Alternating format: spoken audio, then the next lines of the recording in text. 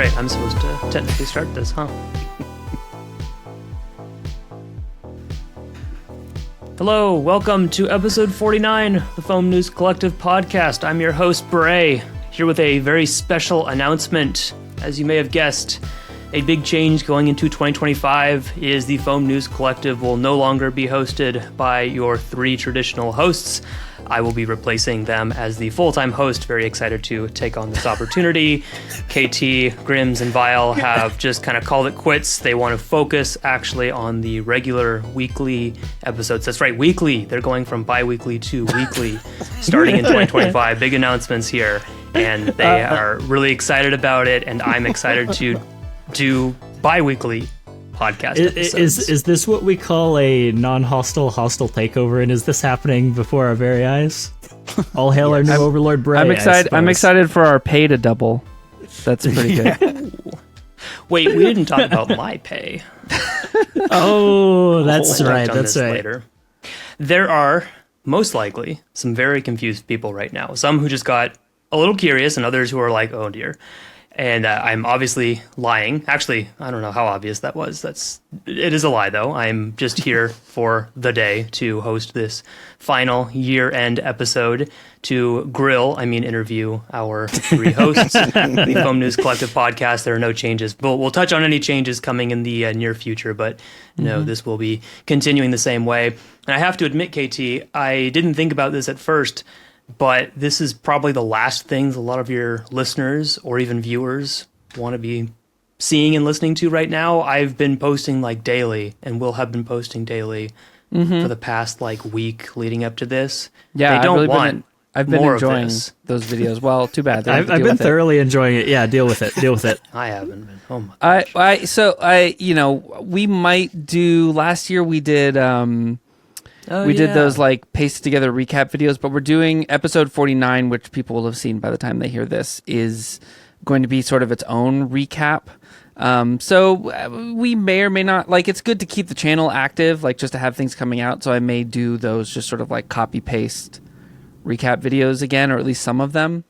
People really liked the like 3D printed blaster ones, and it's nice to sort of have that as a document of like the blasters the hobby made that year. So we'll see. It is kind of surprising when you group those all up and you realize what was posted just within 1 year, surprisingly so, on both ends of the spectrum. You're like, oh my gosh, that was this year. And then you're like, oh, wait, yeah, that too, huh? Okay, I forgot about that completely. Some of the things that I was reviewing and realizing were not this year, like Nerf Ball. Yeah, there was a lot of things that we've checked and we're like, oh wait, that was last year? It's been that long? Oh my God. Yeah. Feels like the Strife X just happened. But. Yeah,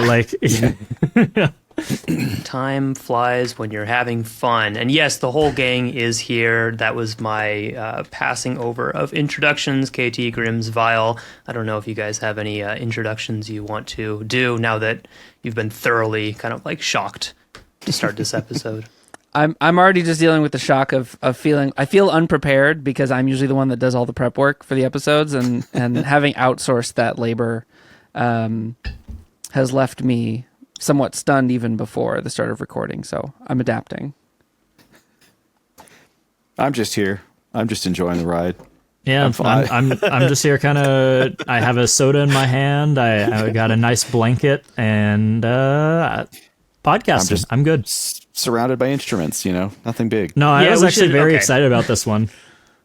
Let's address the elephant in the room that is actually the saxophones on the table. So if you're just listening in, which is what I have to admit is typically what I'm doing. So even when you guys started doing recordings of the facial features, I've been kind of an audio exclusive person. So this is to people like me.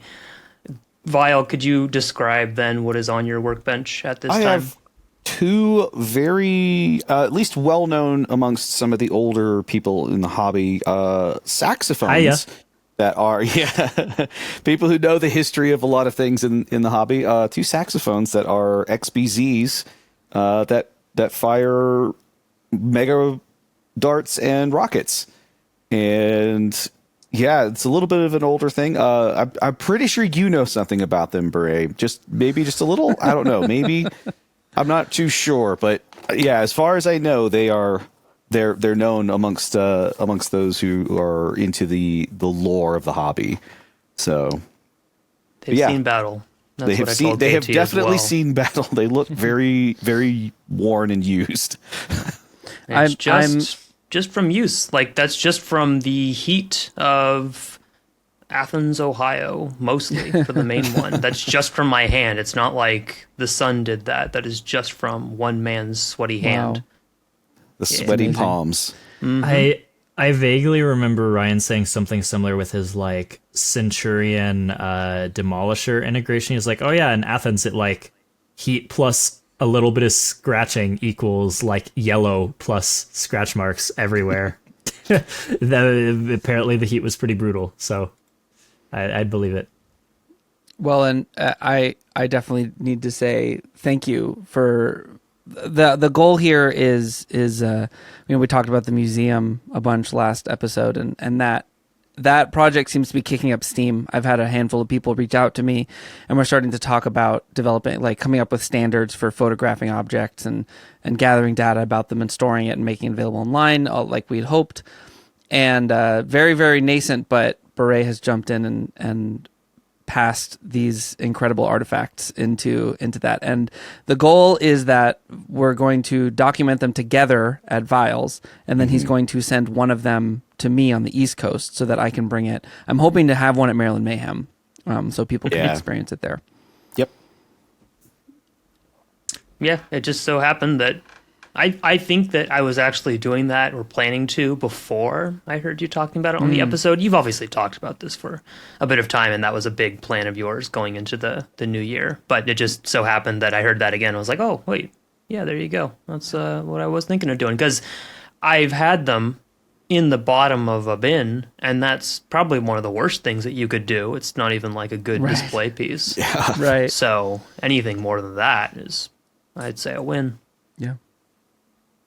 Yep. Well, yeah, I'm looking forward to how that all develops, and obviously we'll be hearing more about the collections that you guys accrue in the near future as they come in. I'm sure people will be happy to share what's added, and we'll see more documentation.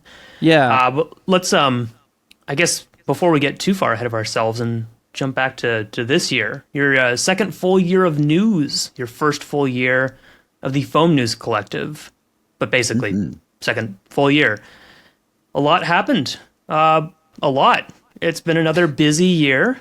That's what you, start to realize when you look back at the episodes and you see what you posted in January. Yes. So what kind of, just off the top of the head, what surprised you about 2024? Like from the releases, from some of the events, what kind of just stands out as like, oh wow, I did not expect that to happen, and maybe now you've kind of just made peace with the fact that it did happen in the hobby. Some big some of the, like, one of the big things that we've talked about a lot is increasing connections with the Chinese market, and to see that really develop from like just people not having no knowledge whatsoever about what's happening in other regions to products actually starting to be cross-imported, and the Asian market and the American European market starting to cross in real ways and share not just products but information, with the event coming up with TNT events and Nerf Singapore. Which I think is really, really cool as well.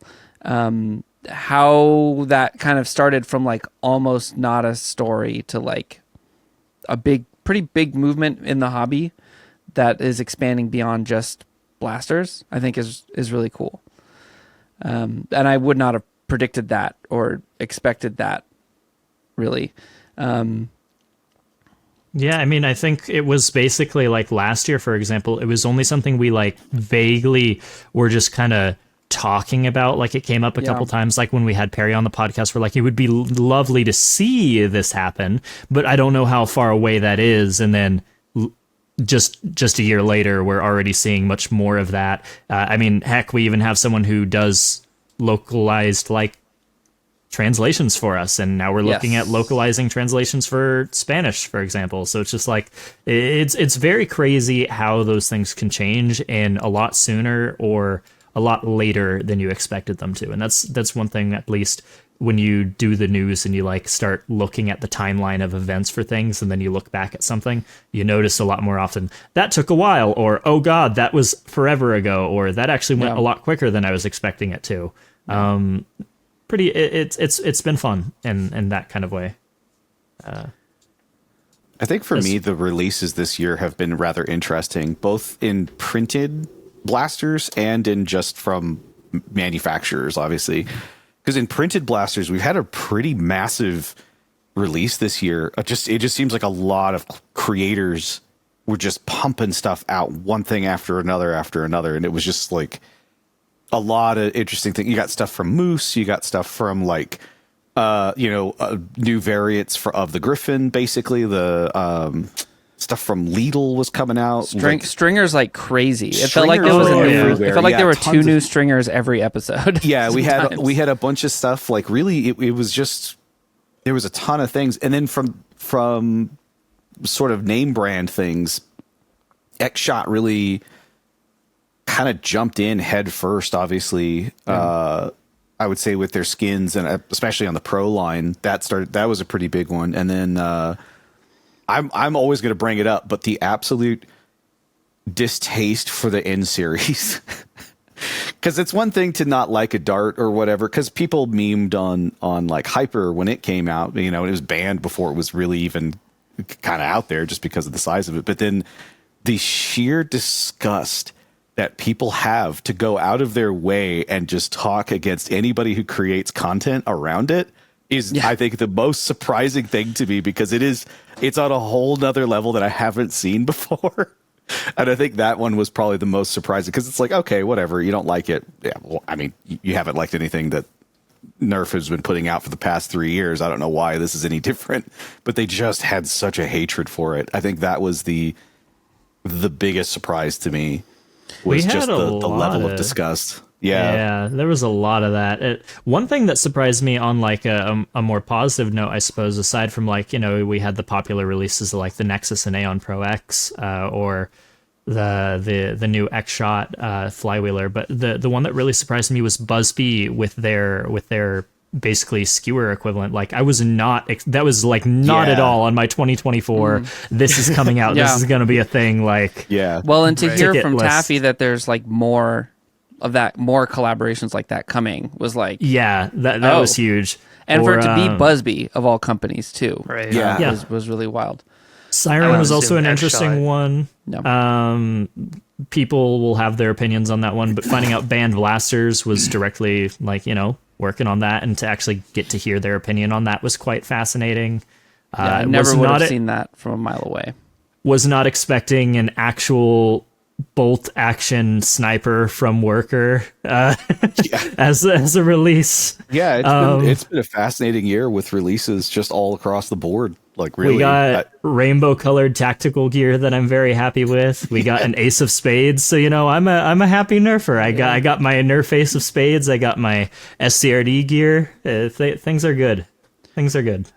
I will say also, I was really everyone likes to trash talk Hasbro all the time, but like they've always been a successful company, and I did not see their current state coming. And I think a lot of people try to like blame it on N series. It's like it has a little, like it's such a tiny portion of what's going on at Hasbro that's completely irrelevant. And like if Nerf had a miss this year, it was the zombie series. Like what was that? what was the point of that? And like people have already forgotten about it practically. I saw a couple people doing like content trying to mod it or something, but like the current state of the company and how rough it seems to be right now, I did not see it coming to that point. like I had a weird bad feeling when we covered it. Oh, I don't even know how long ago this was when we had the interview of the CEO saying that I'd like to think of Hasbro as a game and toy company, not a toy and game company. But then seeing the current state, and then I remember also they laid off that entire media production studio a while. Like I remember seeing those two and being like, okay, that's bad. Quality is declining, and they're claiming things aren't going to get any worse. Okay, that's also bad. But I didn't see anything like further going down. You know, I didn't. That wasn't on the 2024 bingo. Well, kind of every time you saw Hasbro in the news, it was like almost every time it's not good news. Other than maybe you could spin was it the Magic the Gathering being their first first $1 billion brand. Yeah, like that could be good news, I guess, depending on who you talk to, but I don't know if that's how the fans interpret it. But like every other story is just like, ooh, ouch, yikes. Yeah. And then I think kind of depending on who you are, they redid 5th edition's rule sets for 2024, and that seems to be mixed at best. That has not been received well. It's not overwhelmingly negative, but it's not overwhelmingly positive either. 5th edition Dungeons and Dragons for anyone not hip to the lingo.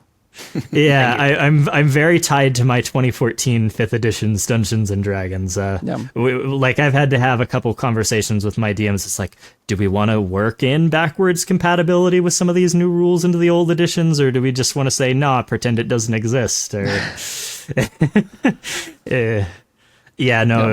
than MTG, it's been basically just a lot of meh. Yeah. The fandoms are pretty well united. I think it was a Reddit post somewhere of people, like just the different products that Hasbro puts out, kind of like uniting, the King Arthur's table meme, like all them putting their swords together. Like, I don't know if it was a hating Hasbro or something specific, and then someone, Nerf related was like, oh, Nerf 2, and they're like, wait, Nerf 2? It's like this realization. It's like, we're all in this together, guys. It's going to be okay. But at the same time, I've been reading through so many strong opinions that touch on this, and then others that go back, and you've talked about it before a little bit too, about the people work there, and we know some of the people doing stuff here, and so I can't help but feel bad for the people who are trying to make stuff that maybe isn't really hitting. At the end of the day, that doesn't mean that I feel so bad I'm going to go out and buy it, or be like, well, the effort was there, therefore you should still buy this blaster. It's the reality is sad, and I'm sure, well, I can't imagine what it's like to be in that position of like, I'm so proud of this. Maybe I do need to really get in on that Corbett charity drive raffle to get those specific blasters. I would say that specific blasters signed by a mysterious individuals. Someone. Yes. Hey, shameless plug for the Corbett charity drive. Yay, absolutely. Obligation. Please check it out.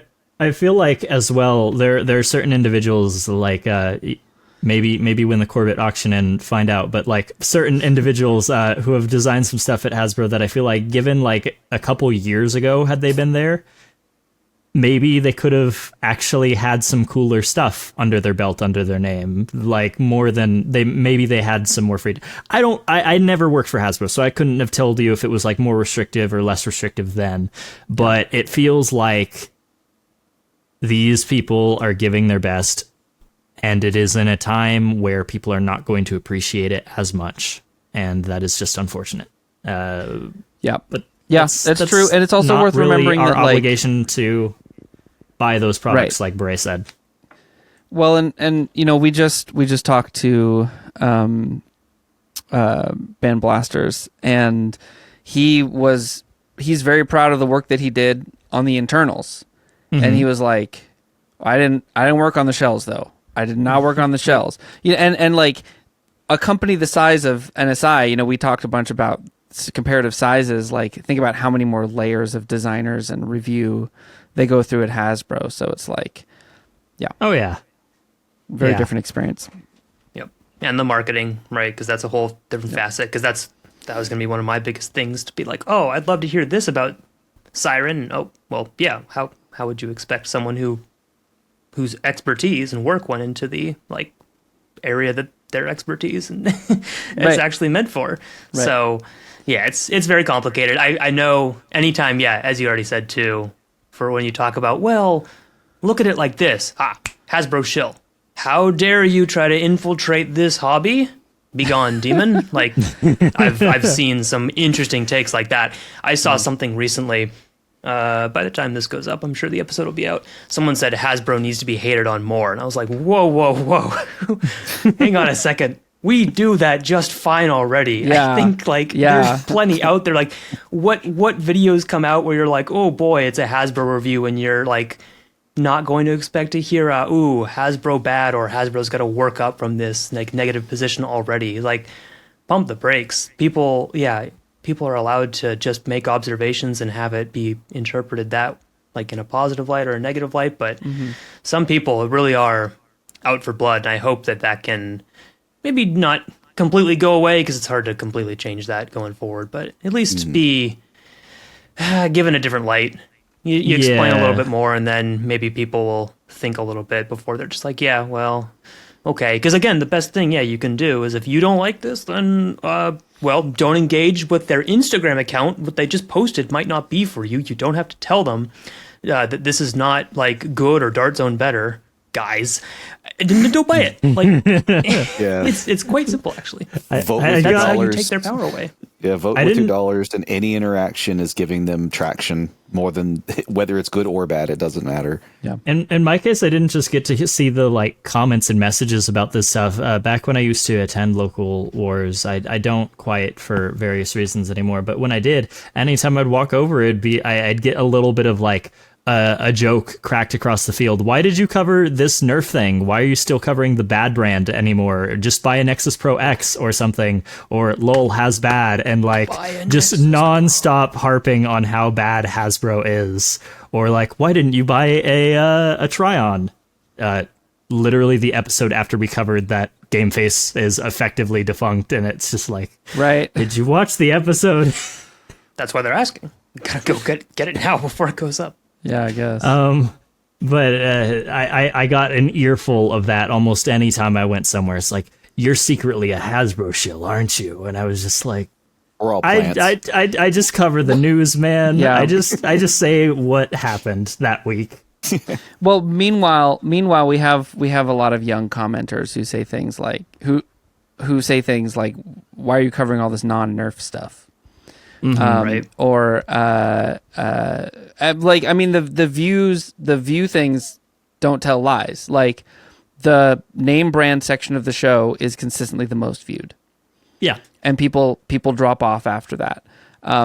It is a constant job of trying to educate people about what the hobby is doing. And it's like, sometimes it's just the name brand stuff is what draws people in, and then you get them to stick around. And then it's a constant re-education campaign, I guess. Mm-hmm. Other times you have the Ace of Spades video where it's just kind of like, oh wow, those views came out of nowhere. Oh, and they're gone. Yeah, exactly. Ace of Spades came out of nowhere. That did come out of true. nowhere. That I was not expecting that one. Nope. Like KT said though, it's definitely a re-education, giving people the opportunity to see more and what else there is out there. Because I feel like, for example, when you look into older channels, you can see stuff, not like Twin or This Week in Nerf, but you just look to older videos, you might see a X channel, like, say, for example, my old buddy J Nerf. I don't think he did Nerf news, but like maybe like back around then you would have seen Nerf news, Nerf Rapid Strike or whatever, and it's like a grainy thumbnail image of just the first leaked image, and it has like 50,000 views on the video, and it's like covering over a Bandicam video, someone on their YouTube channel kind of thing. Nowadays, it's like, you could still probably do that, and views do pretty well, but we make the active decision to cover everything and anything that we can that makes sense for the mission statement, because it gives people the ability to see more. Does it take a lot longer? Yes. Is it worth it in the end, even if it isn't always as viewed? Absolutely. I would always say the decision and way we decide to format and do stuff collectively was the my favored, and everyone else's here's probably favored way of doing things. Yeah, and I think I'd agree with that. You guys have definitely kind of proven in this second year of your news coverage, you've stayed consistent on the biweekly news and the podcast, with maybe a few exceptions, but give it to you, right? There was no skipped episode. There was no skip. Correct. Yes, that is an excellent way to put it. You guys have definitely refined some things over time, but in the same way, you've stayed pretty consistent and true to the original kind of mission statement. So what was kind of like your favorite maybe change in this past year that still, or that you think maybe better aligned with your mission, or it's just something that you think like, oh, well, now we're doing this a lot better, or it's a lot easier on like my sleep schedule. Sorry, that was. We're not there yet. We're not there yet. We're working on it. We're working on it. If we're talking sleep schedule, I would say for KT, the decision to start recording podcasts on Wednesdays was definitely this year the best decision we ever made. As far as quality of life change to the show or stuff that I'm happy with, I'm glad we have the flexibility of community crosshairs, because if you've noticed in certain episodes, we don't always choose one. That's because it's an optional objective now, and it's just can be kind of anything or everything as long as it fits within a certain criteria. And then I think it was last year. Did we debuted Halflinks last year, didn't we? Technically, just like at the very end. I can't remember. Halflinks were also really good. That was also really good for the system. Technically, this year was when we started Halflinks, I thought, wasn't it? I can't remember anymore. You know what? Yes, it was this year, because I was rewatching a bunch of this year's episodes, and I know it was like the first or second one. The first time we did Halflinks, we did them per section of the show instead of doing them all together at the end. Mm-hmm. And I remember watching that. That was the first time we did it. Okay. So I don't know if that was episode 25 or if it was 26 of it. Yeah, episode 25 or 26 would have been this year still. Either way, Halflinks has been like one of the best, like, oh, there's a whole bunch of this stuff like last minute, and I don't think I can write 2 paragraphs about that. Halflinks, right? Excellent. There it goes. Yep. Wonderful. 2 sentences. The current meme is when someone else writes a script for a half length and it's too long. I have an image of Kylo Ren when he's yelling more, but it says less. Yeah, a distinct thing that I remember compared to last year is that when I would write a script for something, even after it's been like edited, there were sometimes times where I use my second vertical monitor for stuff, but if I was trying to keep track of something on my Discord tab, if I had like, say, 75% of the screen taken up with a script, I would still sometimes have to scroll out and zoom out in Google Docs so I could read the entire page, so that way there's no scroll sound in the recording. We are now at the point that has basically never been an issue. I can probably keep the tab at like 50% size, and I can read the whole script in one go, which is why I kind of try to do everything in one take without it also makes it easier because KT doesn't have to like clip out me pausing to like start reading another sentence or whatever. And because you're green screen, I have to do your green screen animated. I have to do all that stuff in advance, and then I have to come in and do the graphics after.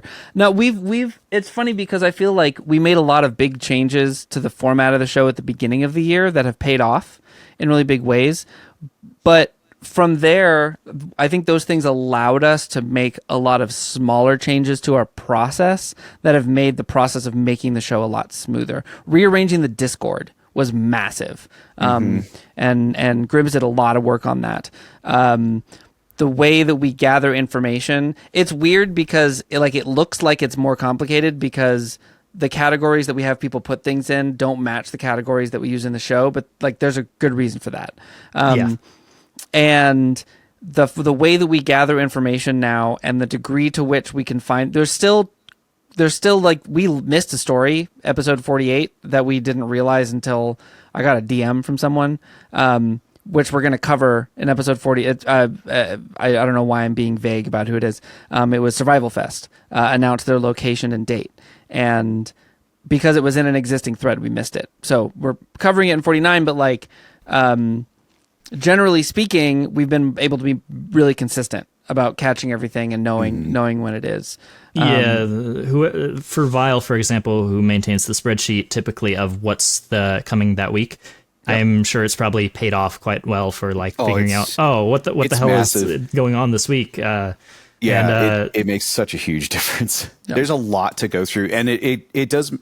The only thing in this case right here, actually, it's a perfect example, is that sometimes we will continuously use a thread, and it might be covered in multiple episodes because there's an update to it. Like if you have a huge leak, but now we have prices, release dates, and all that, it's going right into the same thread, which is good because that does get pushed to the top of the list. But sometimes, and you can find the old information. Yeah, you can find the old information, and obviously with help from Axel, who does a lot of the actual like keeping of like what episode that was on, which is a huge help as well when for doing that. Because Axel will go in and just edit the title to say, oh, it was in this episode or whatever. All of that really does help, but there can sometimes be certain weeks where there's so many of them that are just getting rehashed, and sometimes it can be discussions that are going on within them, and they just pushes them to the top, which is kind of where things can get a little bit tricky to find it, especially if it's been a very busy news week. But it's still manageable. Like I can still manage it. It's been one of my favorite button has been sort by date posted sometimes. And then it goes categorically by order. But to give a little peek into the rear view window, at least as far as how the optimizations have paid off in dividends, we had a meeting on the 4th of October about how things were going to go, at least for the next year for FNC. And of the bullet points that were just talked about, looking at the bullet points, basically maybe 2 or 3 of them were actually about the show themselves. The rest of them were all back end or other important things that we were talking about or future facing stuff. It was literally just like, oh yeah, we could like change up software for this thing, or like we should schedule guests in this way, and then maybe extend the music for the show so that way we have more to work with. And that was it. And then everything else is just other miscellaneous advancements on other stuff related to FNC that we figured were important to talk about. Because we kind of ironed out a lot of the show itself so far. I mean, there's still work to be done and can always be done, but at the moment there's nothing glaring that feels like, oh yeah, there's a pain point here that needs to be solved somehow. I think it's always surprising how much work goes into these things, and you guys have done a good job of having like your Discord server is not just a place for you three to kind of collude and, organize stuff. It's where everyone kind of has happily been joining in to do that, to collude, to put everything together and like happily suggest stories because they want to see it featured, and they want you guys to put out like an episode with the most accurate and best information possible. I think that does a really good job of shedding the light into what goes into some of these things, because yes, back in the day, maybe people who put together Nerf news, or even now, some people who they just kind of pull it out of their butt, don't do as much work. And I'm saying that as like, sometimes I have a little script for things and other times I don't. But like when it comes to making a regular show where you've got details that you got to get right, dates and little things that, are coming from multiple people, you need the organization, and it doesn't just happen in the final hour. A lot happens in that final hour, looking at you, Mr. KT, but I know that it all sits on the foundation of where you get your information and how you compile it into like the good script, and then that'll make it a lot easier for people to record or, give quick updates and just make that process a whole lot easier. Without that, I can't imagine if I was in your guys' shoes. I don't know how else I would go about doing it. Like it needs community support, which is a great way that it ends up being by the community, for the community, and everyone kind of ends up winning. I don't like looking up names of all who's contributed to stuff in the past. So for me, I'm always like, oh my gosh, that must be a pain in the butt too. But it's just like, it's just part of the process. And I think it's been proven at this point. Yeah. I remember, I've brought this up more than once now, I think, but I remember on the live podcast at the very least when we were discussing everything that goes into an episode, and then the shift in like Addie's face is like, oh, you guys spend a whole week and there's this much stuff that goes into an episode. It just kind of hit me. I was like, we kind of put a lot of work into these things, don't we? Yeah, Addie's talked about like, oh, we would wing it out in one day. We'd start in the morning to be done by noon. It doesn't really, because we're 2 years in, it doesn't really hit me anymore that it's like a lot of work. And then I'm talking to like an IRL friend who knows I do the Nerf thing. And then I'm talking about what KT's doing, what Vile's doing, what I'm doing. And they're like, you spend a whole week and you do all of that and you make this, how?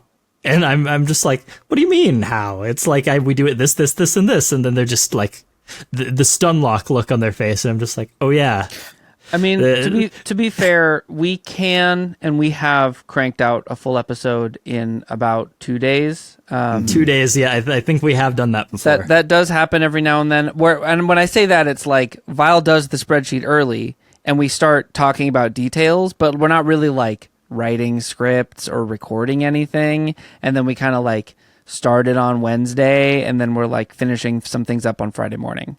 Yeah, basically. It does happen that way sometimes just because we have busy weekends or we can't get together. And I mean, it's pretty much it usually just means there's like less visual bits, or like we only lean on like low effort ones, or lower effort ones. And then you have those weird weeks where like me and KT have our stuff recorded and scripted and fully done by like Tuesday or whatever. Yeah. And when it happens, it's really nice, but like it's not always. Then you get mesotheliomnia. Yeah, exactly. That's what happens when you get that. I think it's when there's enough spare time. What the whole thing and what I've kind of gathered over these past 2 years is that we've compartmentalized everything. Because when you actually look at how we do it, we're not just working like every day, well, at certain hours. We put in an hour here, we put in a couple hours there. Yeah. Because obviously, KT's got a life, Rims has a life, I have a life. We're doing our own things. We're doing whatever else we've got to do. But because of the way that we've designed it, or the way that we've got it sort of made, and like I said, compartmentalized, we can pick chunks out of it at a time, and you can chip away at it slowly. Or if you're like, you know what, I've got 3 hours, let's just get to it. And then you're throwing down scripts and you're throwing down, recordings or whatever, or editing, whatever it is. And it makes it easy, and it can kind of meld with all of our schedules as well. Mm-hmm. That has been, I think, the nicest thing about how we've done it. It sounds complicated, but when you actually get into it, you're like, oh, that's actually not that bad. That actually works really nicely with my schedule or whatever. And it's nice when, like, say, we have a lot of stories that pop up on a Thursday, and we want to try to cram that in because we have the time, we can do it. So and it's kind of like the other thing of the meme of the frog or the toad that says, "It is Thursday, my dudes." That's in the server, and KT loves using that one on people who post on Thursdays. But we can quickly write it in. We could put it in as a half length. We could put it in as a full length, and it doesn't matter. And a lot of times, like, say, my schedule might be kind of open on a Thursday. So I'll usually pick up those little tail end stories that are trickling in towards the very end. Or if KT has a moment, he'll toss one in as well for half links because he was covering half links already or something. And it makes it very, very easy, and it makes it quick to respond. That's something I noticed. Beforehand, it was very hard to try to cram a story, and you had to make a decision on whether or not you're going to cover it this week or the following one, following episode. Now it's just so, because it's so easily bite-sized, you could just grab whatever you need and just go. And it's not really a huge problem. There's little things we've learned to do, like someone always sort of like delays their recording.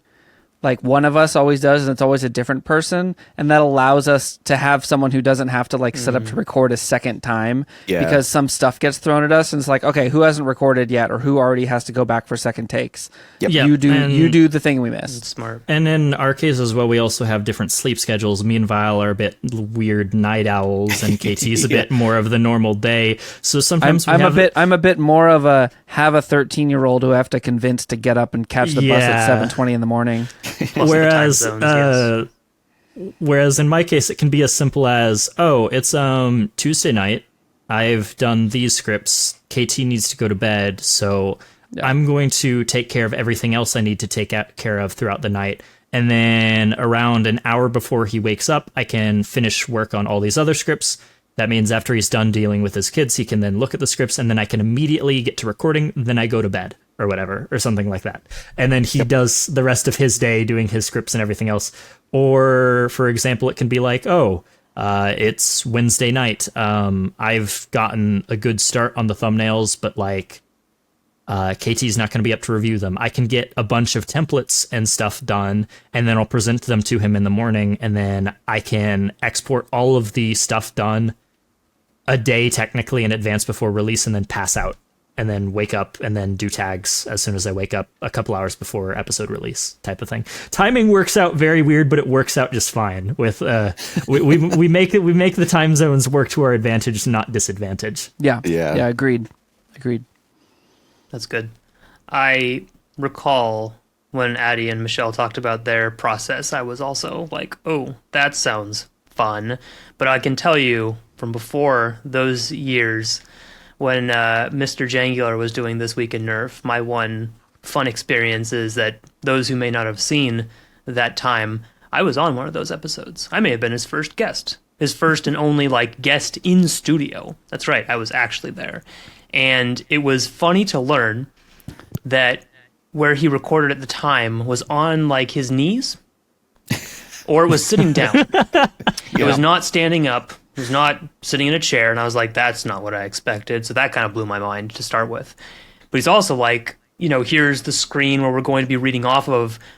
We're going to do our best to do this in one take. And I was like, that is not my strong suit. I'm sorry. I have to be, even now, completely honest. That is just not what I'm most comfortable with. Even if I'd had time to practice a script, that was something. And this was back, oh my gosh, when was this? 2017 something? Probably That's 17 right. or 18. That sounds 17 right. or 18 probably, yeah. I've watched a lot of that stuff because that was part of the process of building this show, was looking through prior. So I didn't even have years of experience at that point of like, being on camera and doing stuff. So that was a wild, eye-opening experience. And then for him to go from that, I guess it made sense to be able to take a single recording or just like, one or two cuts really easily and then add the graphics. Like that helped. But at the time he was doing like 3 videos a week, and that was the last of the week. It was like Monday, Wednesday, Friday. And Friday was the God, news. I can't imagine. I just looking back now, you're like, yep, that sounds like a hoot and holler fun time for one person. Absolutely. Because I was a guest there. It was fun to see him in person. But I didn't like help. I was just on-screen talent. Big emphasis on like not really. But it was eye-opening. And so now when I see you guys taking this approach, I'm just like, oh my gosh, thank goodness. Because I think if it was anything like what any of them will attest to, like that's just not sustainable. And you guys have found a way that's clearly a lot more sustainable, and the things you're trying to change in the future are not like, hey, I'm dying here, can we like completely shift this? It's rather like I want to refine the process, and you're trying to grow, expand a little bit more than like save what is an unsustainable workflow. I'm thinking back to when we first started this, and I can tell you, at the very least from my perspective, I don't know if KT's setup or Vile's setup has changed, but I used to be in a dark room. We had no air conditioning working, so summertime it was 100 degree. I think it was 102 degrees and 70% humidity all summer long doing F&C videos. I did not have a microphone arm, and I was using a donated, what do you call it? Blue Snowball that was on a misprinted. I got this from Ryan at SFI when I was at my trip there. He had a Caliburn magwell for Jangular's Caliburn, and the microphone, the Snowball, would rest on that Caliburn magwell because it held it. Because I didn't have anything to hold the microphone on. So it was on a cramped desk, 100 degrees. The Jangular magwell doing its best to not melt in the thing while a microphone is being propped up while I'm trying to get like all of this done in like 10 minutes so that way I can get the heck out of that hot room and run into the basement. Grims, do you still have the magwell? I do. I'll find it and take a photo of it later. Send that to the museum. That needs to be in the museum. People need to see this. Yeah, I will send it in the museum somewhere. Or if not you, I will hold on to it and show it off at a museum if we ever end up like at an event. Perfect. I also have a couple other oddities around, but it's been through the ringer, and fast forward to now, we're at I actually have a spot down in the basement where I've basically set up a mini office, warm lighting. It's cool down here, AC functional, a better mic, So things have come along. Things have come a long way. We're not dying anymore. I've just moved room. That's about it. Oh yeah, I remember you did do the whole room move, and then you kind of busted your back, didn't you? Yeah, it wasn't my back. It was that's how I actually got, I think, my hernia. But So things are going great. We're doing great. Everything's it's perfect. Fine. It's totally fine. But I somehow convinced my wife that the master bedroom should be my office / recording area, and we should move the bedroom into the office that I was in because it was the second biggest room in the house. And she was like, "Oh, but is your shoulder going to be okay?" And I was like, "Well, that was easy to convince her to let me do that." I didn't even really say anything. I just said, "So here's my thought," and then she was like, "Well, sure, okay." So I was like, "All right." And I swapped everything over. It's actually been quite nice. This room is the coolest room in the house. It's the biggest room other than the living room, and yeah, it seemed like it was like the best layout as well. So everything became really easy for me. Actually, everything's within like a few feet where I need it. And the other room, I was crammed. You couldn't even open the door all the way because of how much stuff was in there. So I forgot. That actually reminds me. I forgot. I don't think I ever ended up explaining how I ended up in the basement on FNC, like publicly, exactly what happened.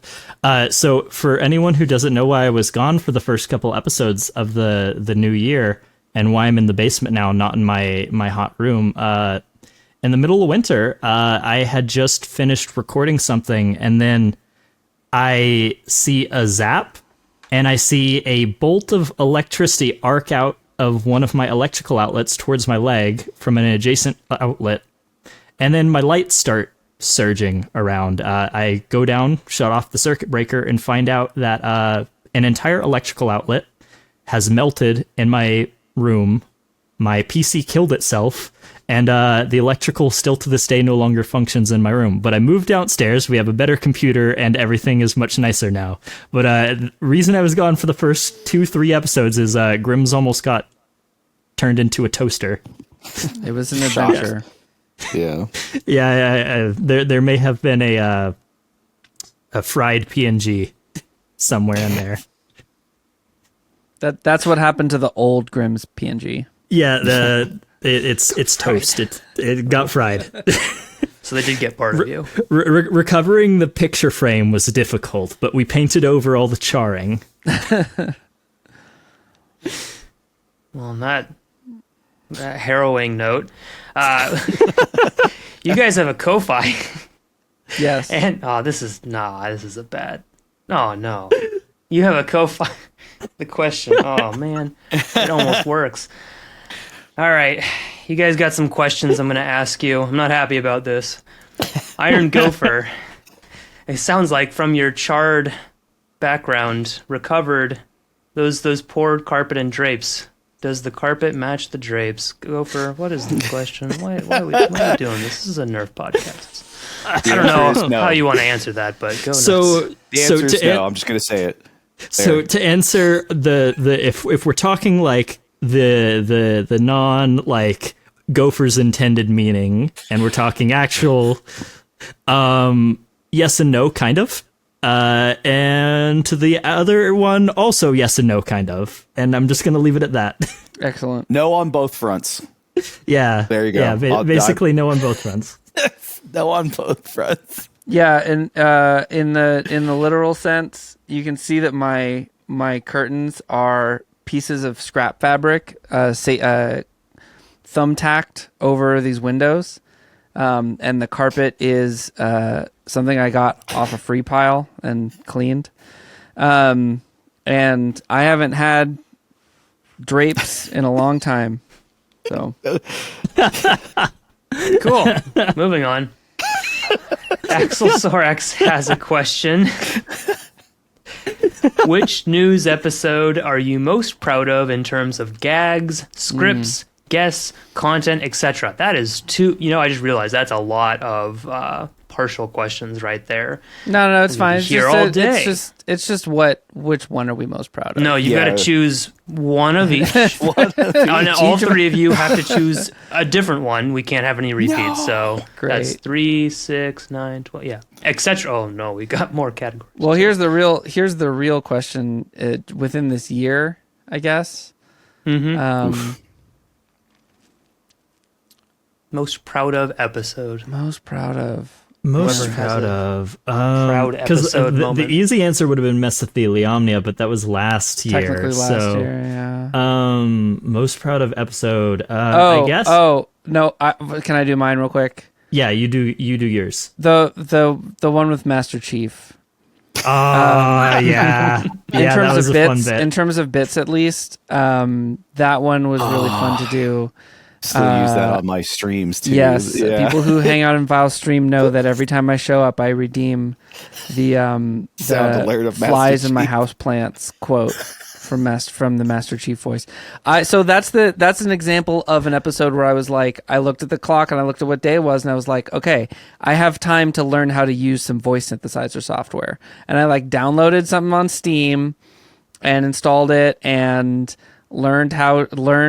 I hadn't done voice synthesis in a long time, and learned how to program it to talk. And it was one of these things where it was like, I wanted it to be clearly identifiable as Master Chief, but I didn't want it to sound good.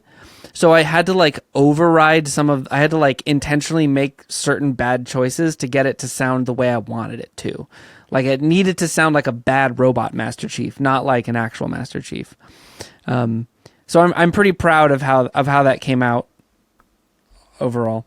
It was there was other stuff in that episode too. It was a good episode. And I just love that the thumbnail has blaster corn along with the Master absolutely. Chief. Absolutely. It's beautiful. I kind of have like 3 compartmentalized answers. Okay. Favorite, so like for example, favorite thumbnail would have to go to the SCRD podcast thumbnail, with the automated Taco Bell with each of the lanes having one of the guests and then like the logo. That was really fun. Favorite news episode was probably the whenever we covered I think it was 43, we covered the Ace of Spades controversy because I loved getting to pack a script full of Destiny 2 and Marathon references, and then KT, who's never heard what the witness sounds like, making the witness like voice 1-to-1 without knowing what he's recreating for like some of the bits and references I made. I forgot to that one because I dug really deep into. I was like learning a bunch of stuff about Destiny, but I was also digging into all this Marathon lore and like trying to tie Marathon, Halo, and Destiny together in like cryptic ways. And there's stuff in there people have not noticed that are hidden in those. It's still not apparent unless you like really deep dive into it, but it's like one of those bits that isn't like as overt, but we had a whole lot of fun doing it. And then as far as favorite anything else in general, it would have been the live podcast. Just the experience of getting to do that was by far like one of my favorite things we've gotten to do. Was it? Oh, it was episode 40. Episode 40 was the release because 43 we were talking about the controversy. The controversy. Okay. And that was when we were kind of like, well, we put all this effort into building this universe around our coverage of Destiny, and now we find out that like the IP was stolen. Now we have to get like serious about it. Now we have to get serious about it because like I still remember there's like some episode that I don't remember last year as well where we actually got to put on my my Destiny 2 Guardians helmet because I messed up a segment, and I just say Ryan will understand this one. We just said like so much for flawless, which is the thing me and Ryan say every time we like wipe in a Destiny 2 raid together or whatever. Yeah, I remember putting it over your avatar and having it. And then there's just like footage of me like falling to my death in Deepstone Crypt or whatever. Yeah. Nerd shit. How about you, Vile? It's tough because a lot of times I kind of just forget where it actually is because I think of stuff and I'm like, no, that was in the first year. I think It's only because it's so recent in my mind. I covered Bad Rap, which is Marky Sparky, the creator of the bow and arrow, the original Nerf bow and arrow, the one I had on the desk last episode. And all I can think of was when I was doing research on the story, the whole website for that company, which I want to do some more deep dive. I didn't know they were in San Diego. Yeah. So Marky Sparky Toys, if nobody knows, is in San Diego. They're located in the Vista area. I had no clue.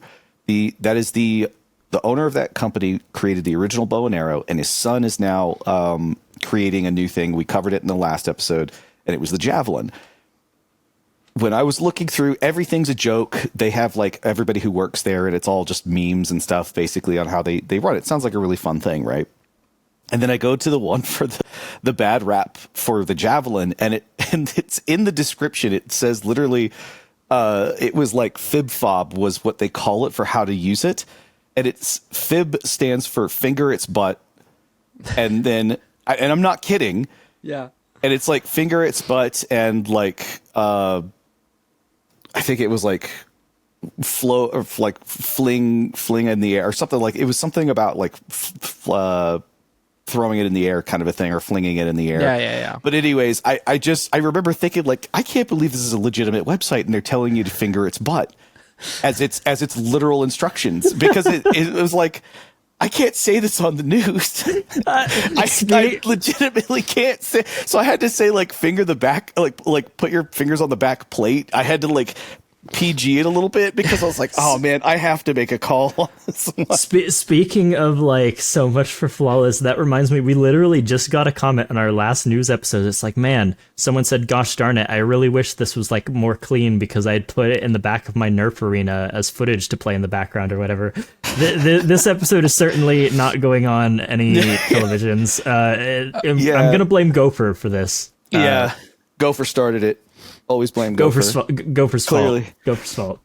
Yeah, I think for me it's hard because you can't. I think this when you try to pinpoint just one, it's kind of difficult because there's so many good ones, and sometimes we have really weird woven jokes into some of the scripts that we have, and it could be like, I mean, I remember questioning me on the amoeba. And I was like, no, this is what an actual amoeba is. And I was going into all the details. And it's like, if you actually listen to what I had stated, these are all actual facts about amoebas and things like that.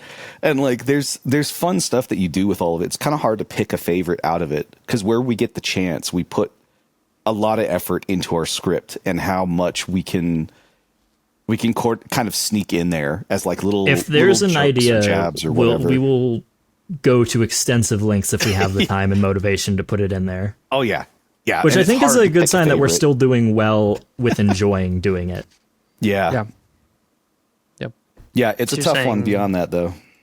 AI ChatGPT could never recreate this pot. Oh wait, that wasn't the question. Sorry, there's a can of worms we can close back up. Damn it, they know my secrets. From Colin, Go Slow Taco, which I just checked. Joy of Socks, 1680 out of 6,000. So go donate. Nice. 28% towards the goal. Let's go. With all of you being individual content creators before this, how has working on FNC affected your desire to continue that work on your own? Does one feel more rewarding than the other? So I guess some of you have definitely been operating at the same time, and maybe others have pivoted. So I guess KT, any thoughts? Family Foam Sport is dead. Long live Family Foam Sport. I still have the goal that I started Family Foam Sport with. I think on some level I've pivoted my intention to support new people entering the hobby into the work that we do at FNC, but I'm just approaching it in a really different way. But the way that work goes into, I really benefit from the consistency of FNC, and trying to have that consistency with a site like with a page like Family Foam Sport was really difficult. I've considered pivoting it to a blog though. I have considered, which I think would reach my core audience better than a YouTube channel. But the reality is if I'm going to spend that extra time on stuff, I probably want to be making music, frankly. I don't really see myself making videos as Family Foam Sport again, but I do a lot of other things, and I'm going to be doing daily songs again next year, for 3 months out of the year, which is good. So like I'm still making other stuff, but it's hard to see Family Foam Sport coming back. I do get a lot of comments specifically on my video where I opened up all of the 2022 Elite 2.0 blasters and attempted to mod or fix them or just figure out how to open them up and close them again. Like every 2 months, someone's like, "You saved my Eagle Point."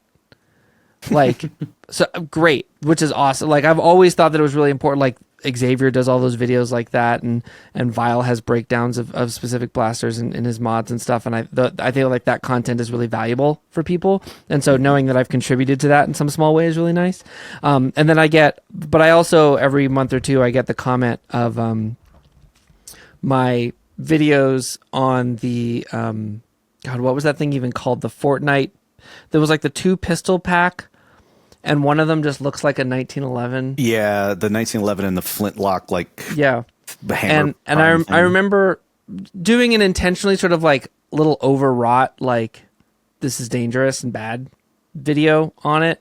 And every now and then I still get comments of like, whatever, this doesn't matter. This isn't a big deal. It's like, okay. I mean, admittedly, it's not that big of a deal, but like I'm a YouTube creator. I wanted people to click on it. And also that's like 3 years ago now. So I don't know why you're commenting on this video, but it's fine. Anyway, so short answer.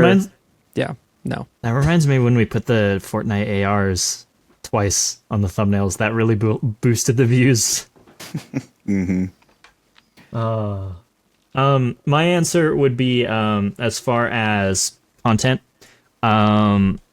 before FNC, Grimm's Nerfworks, the reason it was vague is I wasn't necessarily sure what I wanted to do. I wanted it to be Nerf, and I knew I wanted to do something. And I had a lot of ideas and a lot of ambition, but what I didn't have was resources or direction. Whereas FNC feels like it is achieving everything I wanted to do with Grimm's Nerfworks. It has direction, it has consistency. I'm doing and matching everything I wanted to do on that channel.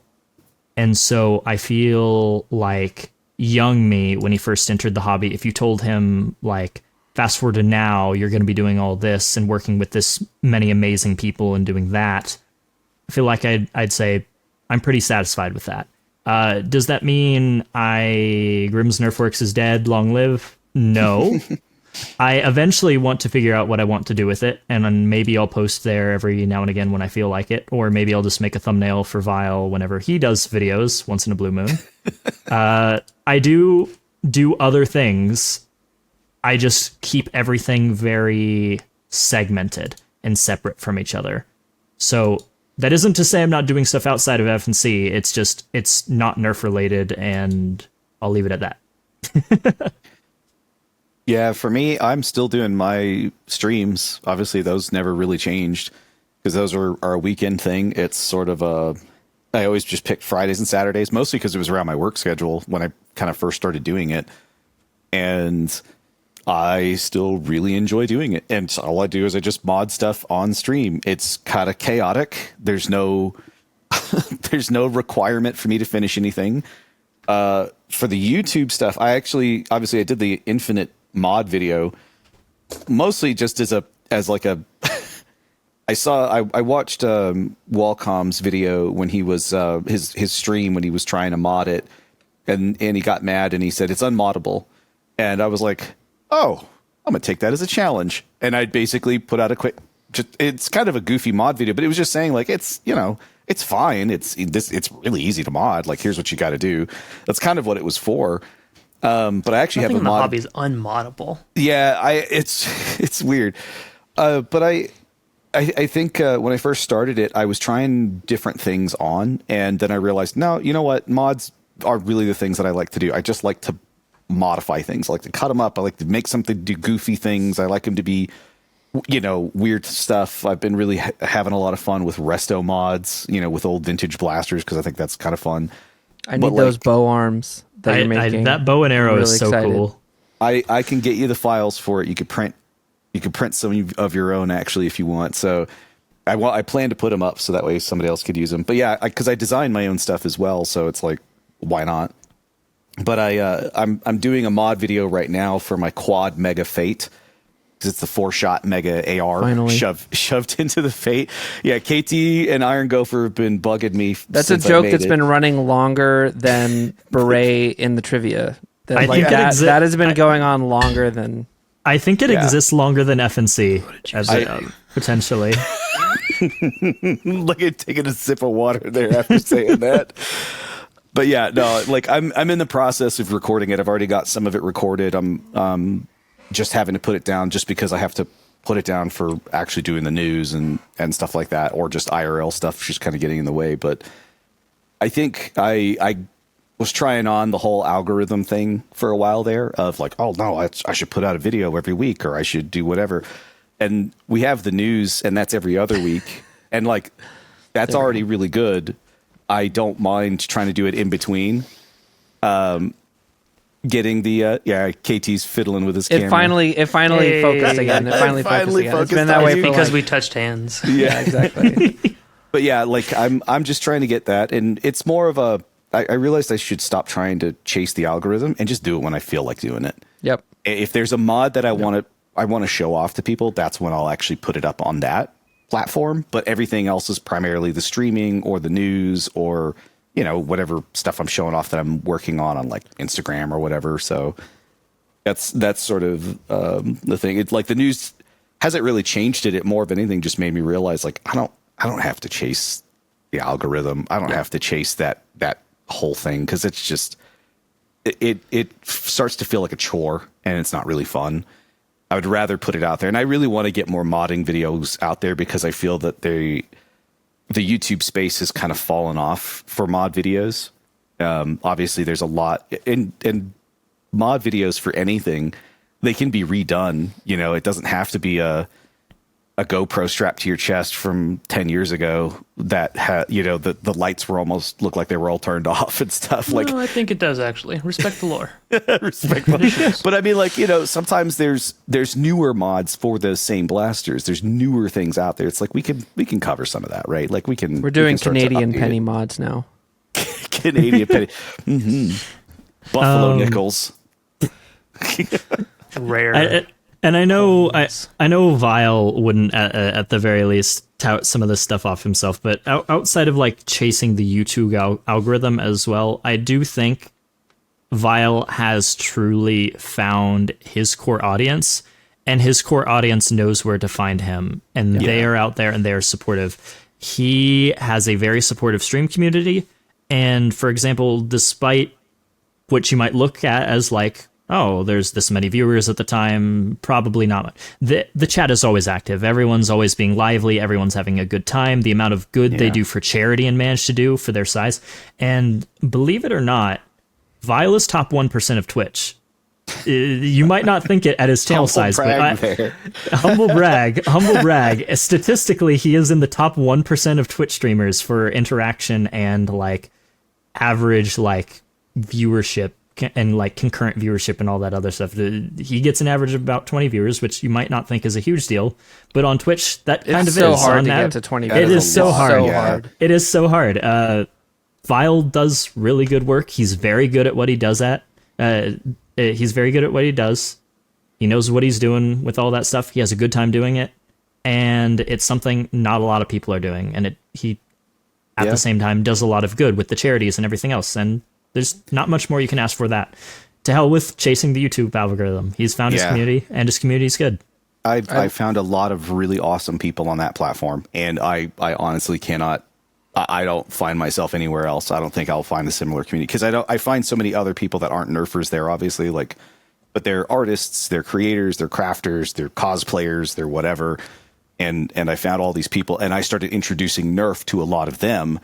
And then I actually have 3D, a lot of the people in the 3D printing community who knew about some of what our hobby did I started finding, like, they found me and I found some of them, and they were like, they start coming to me and asking me questions. And it was interesting. I started saying, oh yeah, check out this person's work, check out this creator's work, check out this. And it's a way it became a really awesome place for me to spread what we do in the hobby to a whole different community. And it's been really awesome to watch. It's a really fun place to do it. And I honestly, I think that's the place that I felt that I belonged a little bit more to. Videos are fun to make, but it doesn't really match that sort of interaction that you can get there. So I think what's clear is that, at least through Foam News Collective, having that structure, having that common goal has been really good, because no matter what you do, kind of having that like regular process, but also just like, we know when we're going to be posting, we know what we're going to be working on. It's going to change a little bit, but having that really keeps it from getting like out of control, keeps it manageable. Obviously things will always come up, but it's like, you know what you're doing. It's easy to stay kind of focused, because when you don't know maybe what you're going to be working on next, it's hard to be like, well, I don't want to make this video. Like, family foam sport, kids, who needs them? Am I right? That's what you were saying before. Well, there was a lot of pressure working on Family Foam Sport to just like cover stuff that like it wasn't really relevant for me to cover Pro Blasters. Like, I don't know what I'd be doing with Family Foam Sport right now, because it's like, I mean, I guess I'd be talking about N Series a lot and exploring that more deeply, which is fine. But like Maritime Foam covers a lot of that ground, honestly, and is really great at it and has more opportunities to put blasters in kids' hands than I do. So it's like, I kind of feel like that's being done and I don't need to worry about it as much, especially in terms of video content. He appreciates the vote of confidence there. He's great. Anthony does great work, though. He does really great excellent work. Yeah. And but yeah, it's like I would feel a lot of pressure to cover stuff that wasn't really relevant to what I really wanted to be handling. It's like, I love those blasters. I love taking them to games and enjoying them, but it's like there's always this pressure to like feed the algorithm, and I did the TikTok thing for a while. I did it like really seriously. I like went in and did something every single day for a month and grew a following on TikTok anytime I launch TikTok and look at that account, it's got like a bazillion interactions, and I'm like, nope, don't want to deal with it. Don't care. Never mind. I forget it. I'm sorry I came here. I swear sometimes the notifications don't go away. I literally just deleted TikTok off my phone. That's right. I'm doing it before the ban, guys. Woo! It's still on my computer if I need to. But like, yeah, I swear every time I'll go in just like out of curiosity, because companies like Nerf and Xshot and Dart Zone post different stuff on TikTok than they will elsewhere. So sometimes you have to pry back the curtain and you just get slapped in the face by something unhinged. Yep. And I mean, come on, who wouldn't want that experience? But I'm trying to clear these notifications. You're like, go away. You're keeping me on here. So sorry, TikTok mentioned I had to. I'm glad I've never been like inadvertently getting banned by trying to follow Beret saved me from ever experiencing TikTok. That is like that was like 2 or 3 years ago now, and it has saved me from ever having to experience TikTok. It has been a godsend. Thank you. I never bothered. My life is so much better for it. I'm certain of that. I have one more special question from the winner of last episode's raffle. Sorry, I got a last second one. I messaged it to you on Discord. Oh my god, you said I could close Discord. I did, and then that wasn't true anymore. It was true until it wasn't. It was doing so well. Okay, we got those, yeah. Let me find this mysterious question. Okay. From Ghost Armory, you're welcome, by the way. If you could turn back time, if you could find a way, where would you go? What would you do? And who would you take with?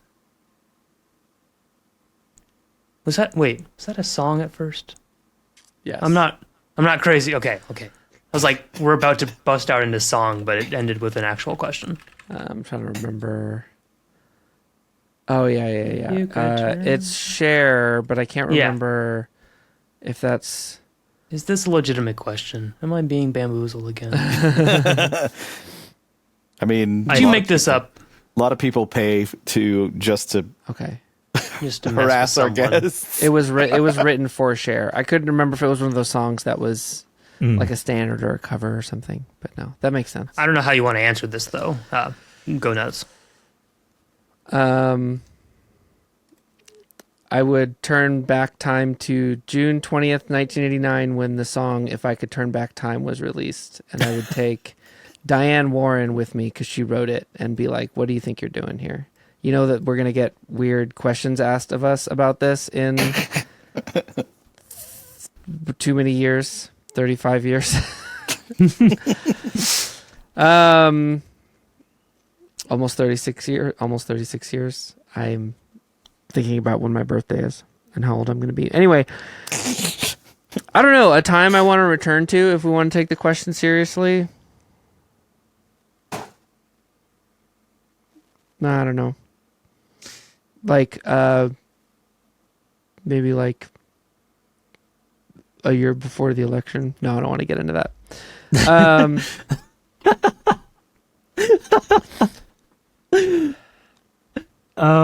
So if we want to go serious note answer for mine, it wouldn't necessarily take anyone with me. It would just be go to like high school me. I already had like the mental health issues, but then just be like, get help kind of thing or whatever. Do it now kind of thing. Or more fun and interesting answer. It would be I would take a lot of my Nerf buddies. So it'd be like Ryan, Bobo, so on and so forth, and I'd want to go experience that NVZ that Go Slow Taco was founded on and be there, like current me, because me then was like a wee peon who was watching things from the YouTube screen after they happened and was still growing up. Current me actually wishes they could have been there for these things. So something that doesn't have an altering effect on the timeline too much. It would be go to that NVZ and hang out with my current buds and get to be there so that way I could experience it as it happened. I think for me, so there was a certain time frame. Like there are historical sites that are primarily around like Middle Eastern countries that are unfortunately war torn, obviously. And there are places that my wife would have loved to have seen, but unfortunately you can't go there right now because of just how kind of terrible it is. But, 30, 40 years ago, you could have, and it would have been actually a really interesting thing to see. I think that would be a time frame, just at a time when you could go and visit a place like that with a lot of historical stuff, with a lot of historical significance before it was obviously damaged or destroyed, or it became unfortunately just too unsafe for you to go there. And obviously it would be my wife. That would be mine, because I can't think of anything else, and I would just rather do something that I know that she is unfortunately very sad about that she can't do now. That's the one thing I can absolutely say for certain and be like, yeah, I'd rather do that. The thought like mildly crossed my mind. I was like, oh, what if I went back to like all this past stuff? And then my brain just immediately think about how much you could accidentally impact the timeline. Think about the potential of sending the equivalent of the Black Plague back in time. I thought I got too lost in the sauce. So I ended up going for like it's all gonna get torn. Yeah. A peek behind the curtain of my mind. I'm always overthinking. Well, there have been so many interpretations. It's hard not to think, which one would it actually be? Exactly. Without any more surprise questions coming in from the ether, the last episode's raffle winner is Dorian, and his question... All right, we're good. How do you think the increasing FPS of off-the-shelf blasters... N1, NPX, Siren will affect the FPS caps and general FPS of hobby play? I think that clubs have largely established their numbers not based on the products that are available, but based on what makes sense for their clientele and for their location. I don't think that like pushback from people who bought something. Like, we've always had a system of like someone shows up with a thing that's too powerful and you go, oh, that's so cool. Unfortunately, it hits too hard for here, but check it out. I have like 4 other sick things you can borrow. And like you can go over and like shoot it over the chronograph and like ooh and ah over it. And like it's not a waste that you brought it, but like we have other stuff you can play with and like we're gonna have a good time. I don't see that being such a big issue that it's gonna impact things. Yeah, I think it's the blaster. I think it's the club that influences it more. Yeah, way more. Yeah. Yep. Yeah, because I don't think it's gonna. Sorry, I don't think it's gonna have any impact on the hobby until there's like one lawsuit. Yeah. That's the only potential I can see for like negative impact on the hobby is eventually we start having gel ball type issues. Because one company goes too far or like doesn't label their product effectively enough, or whatever. We're already vaguely teetering over that line because I remember talking to Blasterface. This was a couple months ago, and he informed me that ANZ 87 plus or whatever the current standard is not even rated for 150 FPS nerf. Nerf darts, your standard like worker darts, goes past the ANZ rating, current highest rating, so you'd need a specialized ANZ rating for safety glasses for an event. So there is a non-0% chance with like, because let's be honest, none of the Pro Blasters are shipping with the newest ANZ rated like glasses or anything, that something happens to someone's glasses and then you get a lawsuit. That is negative direction. That's what could happen. I think as far as club regulation and all that other stuff, we used to be kind of in a world where 150 was super stock. You had like your high end stuff, and then you had your HVZ. It's definitely more of a club thing now. The thing I'd be more interested to see as the numbers continue to climb is that hobby focuses more in on range and accuracy efficiency per FPS, because one thing I noticed at RAG, for example, this year, is that there were a shocking number of times where people who hit the same FPS or lower than me with a completely different blaster could almost double or triple my range with their Springer compared to my Springer, for example, and could be way more accurate. And so it was just like it got the noggin kind of thinking, like, we focus a lot on numbers and a lot on accuracy, but have we ever considered going down in FPS number but maximizing the range we're getting out of it? Because that would be really cool for HVZ and other applications. And so I say pump the FPS numbers down, pump the range up. That's the next direction I want to see things go. I think Nerf putting out their Pro Blasters about at that 150, 160 FPS, including the Strife X, also kind of speaks to that being an okay range. Like, just, it's been so, like 150 for a while has been kind of like that sweet spot, and then a lot of Pro Blasters have kind of gone up to that. I know there's so many now that are like well past it, but that sort of emphasized in my mind, like, yep, I can see that still being like a reasonable enough cap for kind of like the pro entry scene, especially for people who don't know what they're getting into. I've had a lot of conversations with people who are using a new like Nerf Pro Blaster and like, wow, I didn't know this existed and now I do. And it's like, yep, I don't want you using something that's way more powerful than that, because you might not realize that your kid's not gonna like what they receive on the other end, because you don't even know yet. You think it's the same thing because it's the same color and it's pretty, but it's actually spicy. Yep. My very first Nerf blaster was a Star Wars The Clone Wars tie-in for a Clone Trooper blaster pump action like front loader. Hit like 20 FPS. It was like 2008 or something. I didn't even know it was a Nerf blaster at the time. I remember I got it taken away within a day because I had hurt my brother because I accidentally domed him in the eye twice, and that still hurt as a kid back then. So I can't imagine a kid at the same age today accidentally doming their brother with a Nexus Pro X and what that could do. So it's probably for the best that they don't have those in their hands, because I mean I was a fairly considered mature for my age and cognitively thought out person at my age, and if I can make that mistake at that age, then they definitely can, and I do not want that to happen. Please. At your age, you were already thinking double tap.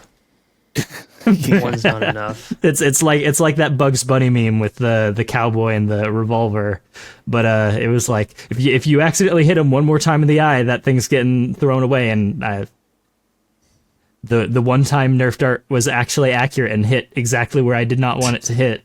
It did it again, and bye bye. In all of one day, my first Nerf blaster was there and gone.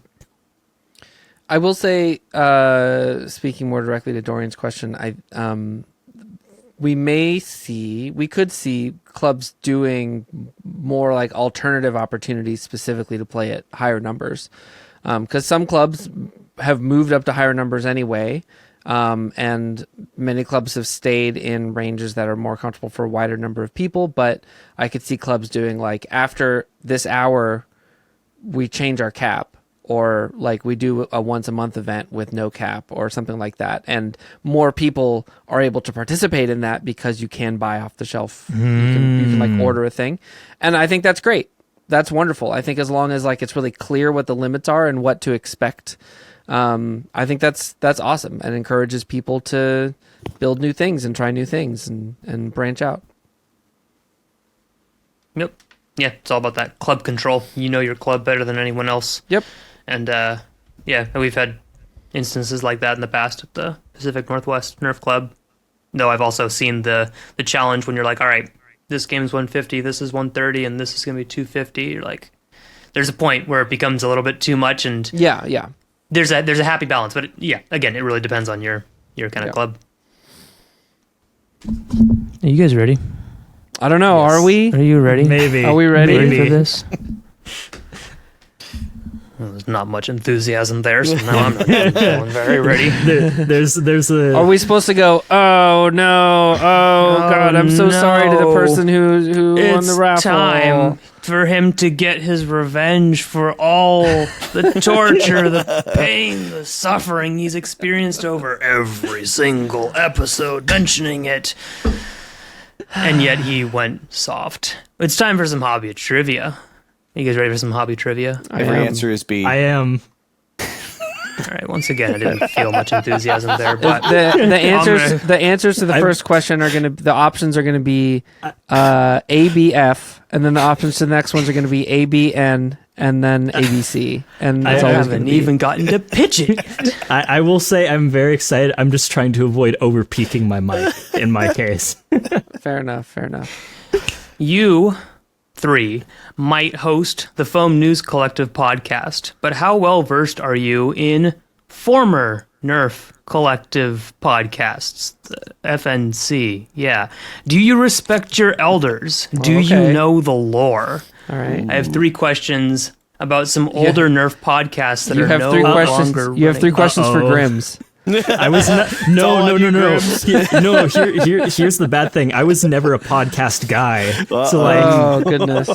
I was never a podcast guy. So I have to say here too, I put a lot of thought into what I was going to do here. I came up with some wild ideas. It was going to be like, you have to get 0 out of 3 right.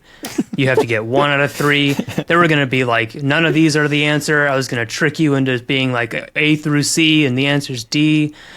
E, all of the above. F is none of the above. It's reasonable. There's only one small twist on one of them, but it's the season of giving and being thankful, and you should just be so thankful right now that I am just continuing on your tradition without much fuss. that just means we have to have you on next year where you can be more brutal, and we'll do it not during the season of thanks. That's fair. Giving. I do have to steal the host baton for just a second to say that if we're able to get 2 out of 3 questions right, there'll be a free question to our next podcast guest for Shelton 7 of Dart Royalty. That's all. Yeah, good thing I didn't change that. Like I said, I'm playing by the rules. I could have changed that too. Just want you to know that I have power here. So there's 3 questions. There's 3 of you. Who wants to go first? Oh, we have to answer them one at a time. I mean, That's why not? cool. There's I guess it's still so. my rules. I guess Come so. on. All right. Why didn't you come in here with 3 sets of questions? I told you I'm being nice. You know what? I normally go last on reading off, so I'll go first. All right. I'll get it over with and go first. Question 1. Posted on YouTube, Nerfcast was a bi-weekly podcast all about Nerf. Quote, from foam dart tag to HVZ, we talk about the news, tips, stories, mods, and more. Premiering in November 2012, Nerfcast ran for 88 episodes. But who hosted Nerfcast? Was it A, Coop772 and UN13, or ICE if you prefer to call him that? Is it B, Josh and BFU of Bay Area Nerf? Or is it C, Vlad the Nerf Nako, what is it, how do you pronounce it? Bobololo, and Mike? I'm going to go with C because I recognize all of those names, and that sounds... I think Vlad used to podcast. I'm pretty sure Vlad used to do a podcast, even if I didn't watch it. That is a correct statement, but it is false. No! I was... You're entirely right about, yes, Vlad, Bobo, and Mike hosted the Nerf Herder podcast, something that I had to look up recently because I remembered finding it, and yeah, that also did exist. I remember Jay Nerf did one, and I know Vlad did one, and I think they were done back in the day through, like, Google, whatever the hell it was called back then. Not Teams. Google I had it open, I Speak or closed the something. tab, I forgot. I don't remember. What was the correct answer? The correct answer is B. It is Josh and BFU of Bay Area Nerf, and this one is actually one that I remember listening to in the last maybe dozen episodes once I found out that it existed. It went for 88 episodes. Wild. Jang jumped on it here and there. They actually had a few. I think Bobo was on it at one point too. They had quite a few guests. It was while the Bay Area Nerf group Burn was active, and they did it like every other week. It was pretty impressive to go back and realize. I don't think I remembered that they had that many episodes. I didn't know that there was ever that many episodes, because I remember I did some background research, and the number one thing I saw with any Nerf podcast back in the day is they maybe did 20 episodes, then called it quits kind of thing. But and I knew the UN13 and Coop one didn't sound right, because I knew they had done content but not podcasts. I was gonna say I can't see Coop podcasting. That didn't seem... Coop and UN13 have collaborated, correct? Right. The video that I found just to prove this, at least, was called Nerf Chat, Casual Nerfing versus NIC versus HVZ, which was in 2013, so I'm sure it's still very on topic and relevant today, and nothing has changed, and we should all just remember it fondly for what it was back then. All right, but good. You were on the right path, but sadly, the right path can still be treacherous and wrong. Uh-oh. Who wants to go next? I feel like I should probably be the last one to go. Do you want to go last then? All right, I guess I'll go. I guess I'll go next. Question 2. Shooting the Foam with Sophie Lightning is a podcast that debuted in 2020, featuring the soon-to-be Nerf Chief TikTok Officer, Sophie Lightning. How many episodes did this podcast produce? Is it A, 4 episodes? Is it B, 1 episode? Or is it C, 5 episodes plus a holiday special? Ooh. Oh. This is fun. Yeah. Watch you squirm. Those Actually, I answers can't are watch all Files hands squirm. so similar, but yet not. You know what I mean? So the funny thing is, this sounds like... So Sophie was obviously more on TikTok as well. And that was a platform. KT, you probably should have taken this one. You would have known it more than me. I've never been on TikTok. She wasn't podcasting on TikTok. I'll tell you True. that. It was not... it was not on TikTok. Yeah, correct? I'm curious. This is not a TikTok podcast. It's not an oxymoron. So the answers were A, it was 4, B, 1, or C, 5 plus a holiday episode. What was the answer to the first one? The answer to the first one was B. B. Yeah. Yeah, see, what I originally stated before we got started was all the answers are B. First answer was already B. So I'm just going to go with B. One It's awfully episode. short. Is like one episode enough to be called a podcast though? Like that's just a Now there that's are just a little lot thing. of the only reason why is because thing. I've never heard of it. The fact That's the that point. a lot of people do try to start podcasts, and sometimes it will only end at one because sometimes timing is very difficult. It and is things true that like most podcasts end after one episode. Exactly. It is statistically true. It is statistically true that they do end quite quickly. And the fact that you would have gone as for that long and nobody really hear about it, especially like at that time frame, I was at least aware of what Sophie was doing, but the podcast is not one I even knew that that she started. I had no idea. So yeah, I would still state B sounds like the similar or the correct answer to me, only on the fact that it sounds like, because even up to 6, if it did have the holiday, is a very, very short lifespan. Val, I think he's trying to direct you away from that answer. I think It just seems a little short. Yeah. So that's why that's why I'm sitting here thinking about it, because it's like a holiday episode also sounds weirdly specific. They could be Well, fun. he's- We are in the holidays. Though. Yeah, we are in the holidays. It's true. So, did you do that? I see you thinking over there yourself as well. I am thinking. Maybe you should think too.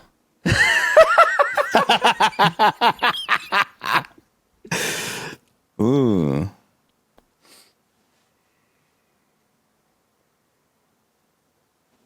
Just pick a different answer, Val.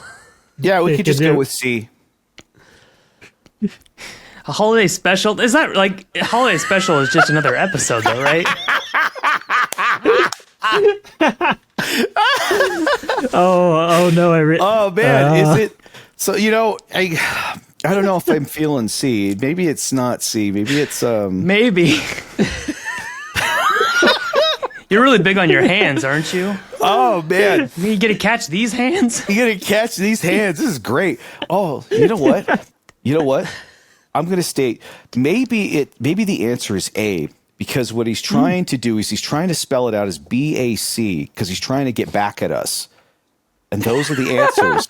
And the last answer is going to be C. KT, write this down. He's trying to accuse us about our blood alcohol content, I think. Maybe it could I'm be not that. sure what to interpret other than I heard A. But I heard sounds A. like That's the correct answer. correct. Oh, good. Thank God I knew exactly what I was talking about. Yeah, sure. So, yes, the reason I find this one so interesting is because usually when I tell people that I found this, they have no idea it exists. And it's from a time where I've never gotten the chance to ask Sophie about this, and I feel like I should. But it was like that time, I think it's right then before she started her position, or like the same time. Something about it just seems like maybe it only went for so long because of that, or there was another reason. But the platform it was on, I think it was like I was listening to this on the bus when I found out about it, going to work, and it was right before the pandemic, I'm pretty sure. So that kind of puts you where everything was. Like that will remind me what was happening in the world and where I was at the time, which is so funny. But it's very different, and I've never actually gotten a chance to ask like what it was about or why maybe it didn't go any further. But I mean, I can imagine that then when you get your Nerf Chief TikTok officer role, It's like a conflict things of can interest change or something. But it's like if you had the podcast still, like for her being in her position, like if she had the podcast still and was still running it and was doing that role, I think it would have been really interesting. Like that would have been maybe something really unique to pick up on. Kind of like how there's a certain company that has a podcast that they definitely keep up with. That is not just about one particular company's products and gives you so much good insight. Anyways, that's not one of the questions. I featured one of their episodes as a community crosshairs because they did an interview with a competitive team that was actually good. Probably the most they've branched out. It was a good episode, and I'd love to see them do more than that, because it's like, even if you're representing a company, like I know you're always going to be like shouting out your products and stuff, but like that was a good interview.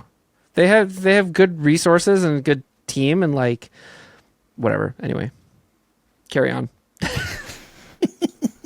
Well, yeah, I'm ready if you're ready then. You're number 3. Hit me with it. Let's go. All right. Question 3. Dennis Valensky, aka DV Tests, hosted a YouTube podcast series and interviews between 2017 and 2018. Which person was not featured in episode 7 Integration Special? Okay. Is it A, Mr. Nathan? Is it B, Make Test Battle? Is it C, Exiled? Is it D, Mr. Heathpants? Or is it E, Nick Rari? I told you there was one twist to this, and it's just that one has 5 options. Oh, I'm like getting the gears turning given the time frame of like. Yeah, so there's 5 options. Mm-hmm. Which one was not? Make you So is it, were 4 people on the episode? Or Yes. Yes, there were. and only one of them wasn't? There were 4 And people on the episode. So- Okay, plus the host. Yeah, you're talking about a time frame, and we talked about this because it was talking about Merge Masters, and remember, Right. Merge Masters was around 2018. Yeah. There was like late 2017, early or 2018 time frame when they were doing it. Well, but And- Mr. Nathan was in the hobby before that. Yeah, he was. But remember, this is not. This is about who wasn't on it. Right. But- Was not on but the who was episode. not on it, and The other 4 were. Well, the other but 4 well, were, so yeah. and also, I mean, Vile, are you hinting that you think it's Mr. Nathan? No, I'm saying the time frame would have Mr. Nathan competing in that Merge Masters in that era. So that's why that to me would be more of a ruling out of that one. Yeah. No, but Well, that's because why when you're looking at the my other- instinct is Make Test Battle, because their channel was already quite big, and integration. I mean, I guess what he does is integrations, or did. It depends on who you say Not who really. Make Test Battle is, because Make Test Battle was a team of people, if True, you it's recall. a team of people. It's a team of people. But I'm like, they like the stuff that they did was really more functional mods than like cosmetic integration. Trying Do you to want think the about options again, just out of curiosity? Yeah, run me past the options again. A, Mr. Nathan. B, Make Test Battle. C, Exiled. D, Mr. Heathpants. And E, Nick Rari. I don't really know Exiled. Realistically, everyone else I'm familiar So with. you don't know the lore, is what you're saying. I don't know 1/5. You of it. don't know the lore. Interesting. Do either of you know anything about Exiled? The name sounds familiar. Same. And I It's a have familiar like a name to vague me. idea of every other name. I could tell you like vaguely some things about them. Just let me enjoy this for a minute. I mean, my instinct is either B or C, but C is really only just because I don't know who that person is, or group or whatever. I don't know anything about them. And B for reasons previously explained. But the other 3 make sense to me, right? The time scale is right. You know what would be funny is if he's making this spell out bad. Because Why would it be bad though? Why would it be Because- bad? Because this is the only one that has letters beyond C. That is And true. if- It's the only thing that could be it's- spelling, I It guess. could be an actual spelling. Because last time we messed with Could be him, Bay. It could be Bay. I Could would be just Bay. have that thought. Could be yeah. Bay. BA something is just endless potential. That's right. Could be anything. It could just But- be ba. He could be saying we're sheep, I guess. I don't know. All right, KT, what is it? I'll go with B. Good guess. You are correct. Stick with your guns. Don't get Boom. misled. Hell yeah. Yes, technically, there could have been a specified Make Test Battle person, but the answer, the reason that is incorrect is because Make Test Battle Ryan was featured on the next episode, which was episode 8, Flywheel Edition. That makes more sense to me. That makes a lot more Yeah. sense to me. Yeah, They've been an episode like that. Exiled sounded familiar for integrations. Mr. Nathan was active during that period. Nick Rari immediately stuck out because I remember Nick Rari had made Biohazard around that time frame. Just like all of that stuff, just like time frame wise, made sense, and that Make Test Battle kind of stuck out, but that wasn't my question to answer. What I want to know is, what is this podcast episode with 4 guests all on one topic? A lot of DV Tests podcasts actually had quite a few guests, which is funny because I remembered catching some of the later ones when I was aware, because I think it was around the time of like 2018 HVZ for me, End War HVZ, that I became aware of this individual, and I realized that, he was interviewing a bunch of people at once, came from an HVZ background, and just like every time he got a group of people on, it was a group of people, and they just had a group of experts speaking on the subject matter. I think there were a few I saw that like Drac was speaking on for like HVZ, and just a lot of hobby folks that you probably recognize at this point. How do you get that many people together online at the same time? You ask the Dart Jam podcast how they used to get that many people together online. And now they don't. Consistently.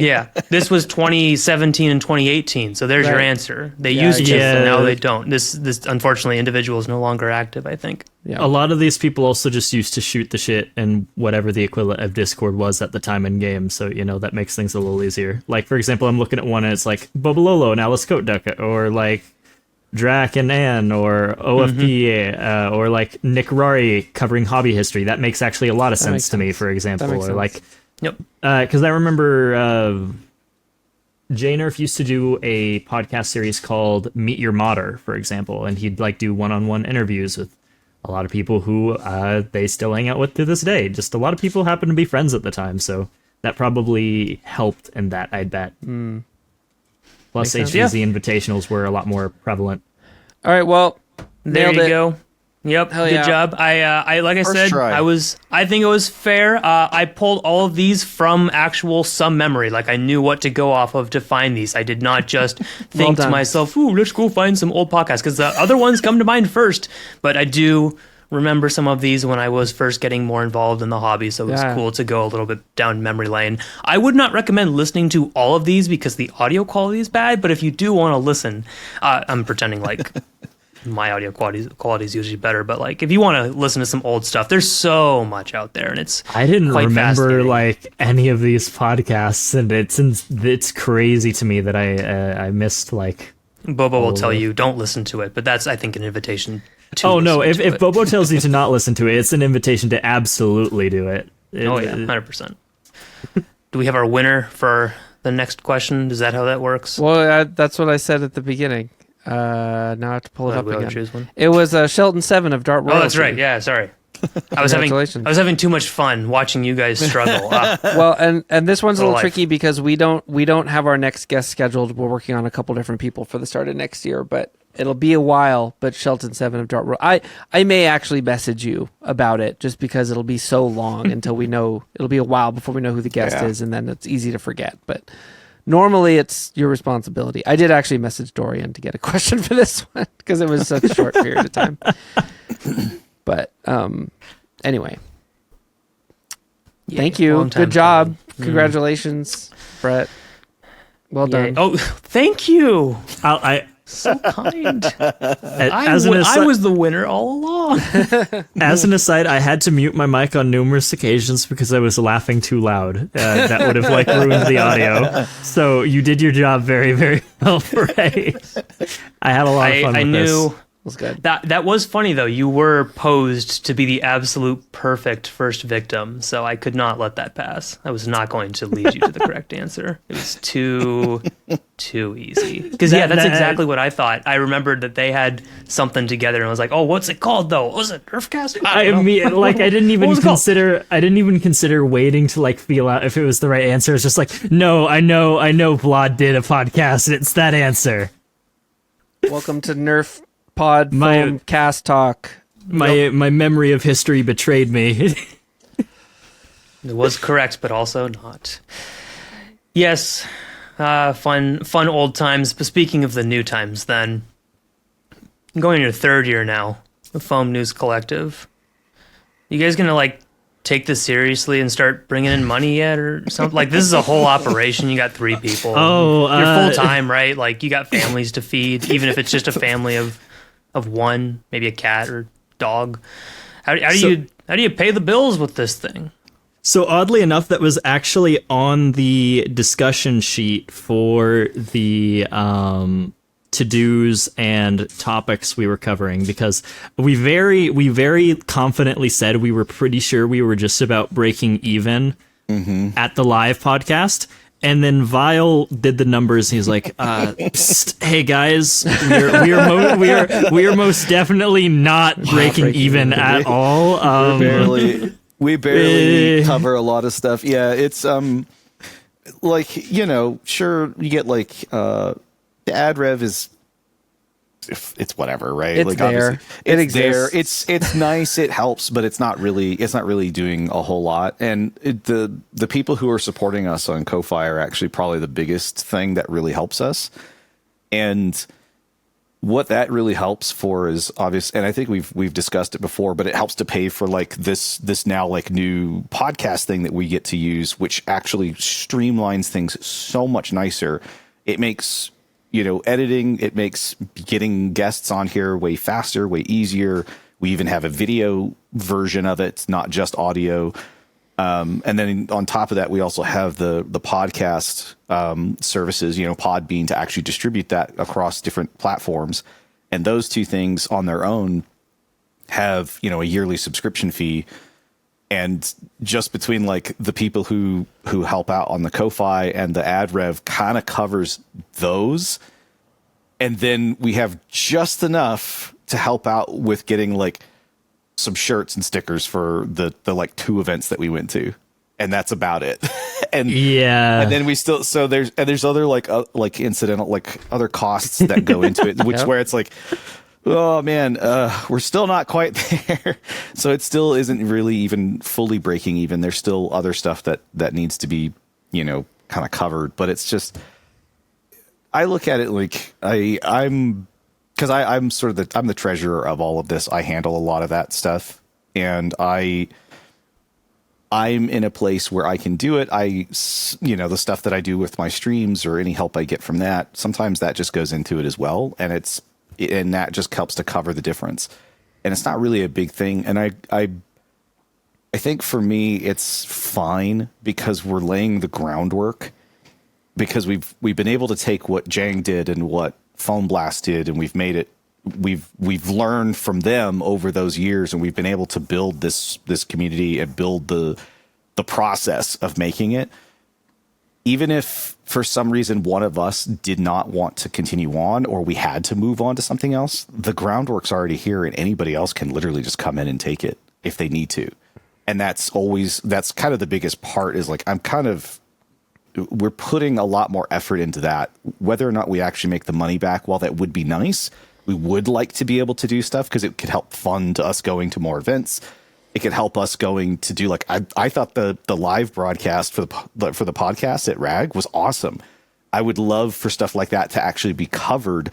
And so that way we could all get out there and it could make things way easier. It could help with just other things. 'Cause that's my thing, is like, it's just, if it can just cover all of that to make it that much better of a show, that is really nice. If there is anything left over at the end of the day, you know, I don't think it's going to be a whole lot, even as it is, because it's kind of a community-based thing at the end of the day, right? Like, its community is sort of helping or paying or contributing or doing whatever, and all of that contribution is really going into it. And it's not really like a profitable thing. It's not going to be, honestly. I don't think it really ever will be a hugely profitable thing. But is it something that makes it very easy for everybody, whether it's new people or other people? We've talked, you know, with Luke. Luke was like, yeah, I love to hear it in the background. I could just put on an episode and then I know exactly what's going on and I don't have to think anything of it. Like 10 to 20 minutes, you know, in the background, I can get little bits of what I need. And if something catches my attention, he's like, I can then put in my time. It's like, it's stuff like that, right? Mm-hmm. It's supposed to be a good collection of everything that's going on, and also sort of historical as well. You can look back through the episodes and see what was going on, who was making what when, and so on. And it's more of like I would say it's more of a passion project, really. Yeah. I don't think it's going to be a like I'm not going to go MTV Cribs because of my my FNC news channel revenue that obviously I'm making. Like it's not going to be like that, So I think it's more of yeah. Just, I don't even think if we started bringing in like double or triple what the show does now, it would really change what things go to, because I'm looking at like, for example, the budgeting goals, for example, goal number 1 is break even. And then after that, it's more ambitions. It's all just ambitions for ways to improve the experience and what we're fostering here for the community. And so I see stuff like changing editing softwares and getting more licenses. So that means episodes are easier, cloud storage, making domains for potential websites where we centralize and host information so that way it's accessible in more than one format, or like other things like that. I remember there was at one point a year ago, Blasterface brought up the idea of you guys could potentially try and pay to get into the ATSM, so that way you can help give the Nerf hobby some relevancy out in the ATSM. ASTM. ASTM, yeah. ASTM. It's been a minute, but you get what I mean. It's like a lot of the stuff, anytime there has been like, if there was any overhead, it would just go back into making the show what it is, or making it more than what it is. It's also to streamline it, because that's another thing, is that if we can allot ourselves more time with who's editing, when they're editing, if the process is easier or faster, it makes producing or creating the show easier, more efficient, and buying back like you're looking at it as almost like buying back time by using, like, again, sort of like this podcast thing. Yeah, right. But like this podcast thing that we're using, like this makes everything so much faster and easier, both on an editing services as well as getting people, in and making sure their microphone's good and all this other stuff. It makes it so much easier. And again, it makes it one of those things that if we have special guests who come on to be a part of this, like, and do a segment or something, anything that we are doing helps all of that become faster and easier, and more people of the community can participate or be a part of it, or take over. Even if somebody ever wants to step down, it always gives that option, because obviously the torch has been passed multiple times, and it's trying to really get it to that point. And if we can get to making a little bit more, like, it would just help make each and every one of those easier. So yeah. I think as well with that, as it's just been kind of, it was never really about the money. And I think with how we handle things, we've been very appreciative of everything. Even if it's not been given, we have been, for all intents and purposes, in a way given, not monetarily, but just effort-wise through other people, for example, like contribution to the news even before the show had even started. Or within episode 1 or 2, Michelle and Addie were tuning into the Discord, giving recommendations for mic setup changing. Colin, by like episode 6 or 7, had donated me a $20 blue snowball to replace my terrible webcam that I was using for audio. Domochevsky donated the PNG tuber that you currently see me using right now, and then I got it all like set up to function in a software. Localization is done by someone for us, and we in exchange give them the full episodes to upload to Bilibili. We give all the contributors like shout outs and our moderation team, and we make sure to always thank them. Well, none of these things necessarily, they may have sometimes had some initial cost, but they necessarily, when they were given, didn't have a cost associated, or when we gave something back, it didn't have a cost associated. But there was a lot of support and trust that was given to us. And so I feel like even if we were given more money, ultimately it's just going to go back into giving back for all the chances, opportunity, and faith we've been given to create this show. And I think I think both the hosts would agree with that. Yeah. Yeah. Absolutely. Yep. This hobby is really interesting when it comes to money, which is part of the reason why I asked the question or just, put it out there. Because, like, a lot of things that will come up when it comes to Nerf and, like, spending money is like, oh, but I can get into this hobby for so cheap. And nowadays, a common discussion topic is about how, like, this is a rich kid's hobby. No, it's not. Modding's dead. No, it's not. Just look around. XYZ. It all comes down to, like, money. And then when it comes to, like, people monetizing their printed files, people having a shop where you can buy physical products and do stuff. Hobby's on fire. It's ruined. We can't do anything anymore. Paid events? My events used to be free. How very dare you people charge for what used to be? Assuming it's not like the whole HVC terminology and that, is its own thing. But people are really touchy-feely sometimes when it comes to any little bit of money. So even if it is like, oh, hey, we've got this whole show production value. It's like a bunch of people were doing this amount of work. It's all on display. There's still always going to be some people who are like, cool. Okay, great. And you're expecting me to pay for it? It's like, no, we're not expecting you to pay for anything. Right. But it's like, but if you feel like this is worth donating to, so you are expecting me to pay for it. I know there are people who still have that opinion, will always have that opinion. And it's just like, it's so frustrating, but like, also, it's worth just kind of being like, okay, it's okay. You don't still have to, but at the end of the day, it's like, it is nice and it is very helpful when funds come through.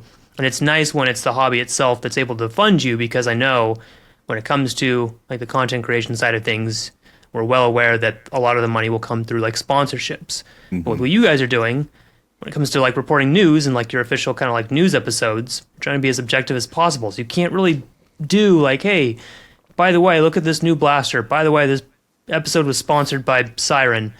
Have you seen the new Siren Mauler? Like, this is something we've struggled with a lot. shelves? Actually, we've talked about this a lot internally. It is in bold on the most recent meeting was sponsorships and discussing how we would potentially handle them. Yeah.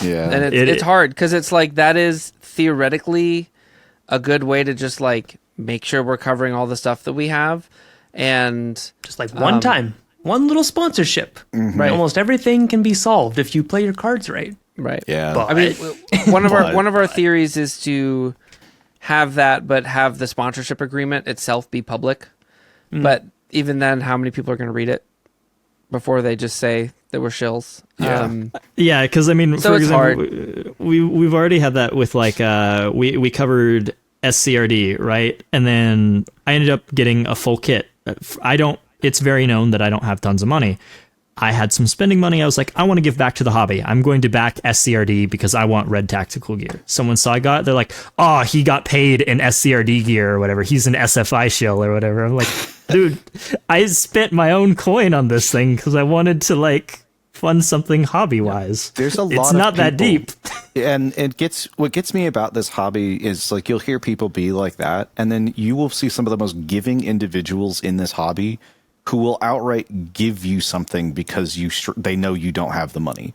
I have seen other creators who create like 3D printed blasters when they're like, man, I really would love to have this blaster. And I've seen the creators say, I'll get in DMs with you just to try to get it in their hands. Yeah. I mean, you sit here and it's like these people, creators, content creators, members in the hobby, people who are helping with whatever, those who like, there are so many really, really generous people in this hobby who are doing whatever they can with what little they might have sometimes just to help make it fun for everybody that's there and around them. And Moose is one of the people that immediately comes to mind on that one too. Who's that?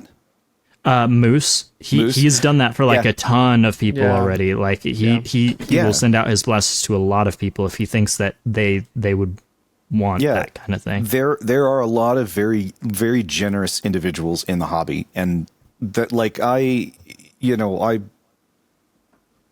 funny enough, not to toot my own horn as I got two of them right here. But the I not have an instrument here. I know, why don't you have an instrument? But like even myself, I've tried to send out a lot of blasters to individuals, especially individuals who make content, because the younger people who are making content, especially, they don't have a budget and they might struggle to find stuff or they might struggle to get things. And there's a lot of them that are part of my community that I I have Freaking Mr. Skeleton showed up. I know, right? But at the end of the day, I wanted them to continue making, because if they make something and they share it with people, it could be inspirational and it could get somebody else to want to do it or see how they did it or whatever. And it's all to help more than just one person, because that person may have received the blaster, but what they made with that build or that mod or that whatever has now moved on to other people who might be inspired or have one as well, or think, I didn't think I could do that, and now they're doing it. That is the whole point at the end of the day, and that's what these generous people and these individuals are like. We have, like you said, you got Moose, you have people like CR Nerf. CR Nerf just reached out to a bunch of creators of just like, hey, what's an address? And then just sent people stickers and shirts and a thank you letter to a lot of people. And it was really nice of him to just do that out of the blue, out of his own, generosity, just wanting to do that and just thanking so many people for what they were doing. There is so much generosity here, but you can't, like I said, when you're making this content, and in our situation where we make it just barely work, sure, I'll eat the cost a little bit because it's clearly beneficial to a lot of people. If there are people or other things that could help us, that's awesome. If not, well, we'll just have to keep kind of going at the very string budget we've got, and we'll just keep doing that. It's not really it's not a thing where you have to beg for it. And I like that I would also say that a lot of content creators who used to try to chase the algorithm and try to chase that monetization and try to chase all of that, we saw a huge push in a lot of them sort of switching over and not doing that anymore. And they're like, you know what? I'm just going to make what I want.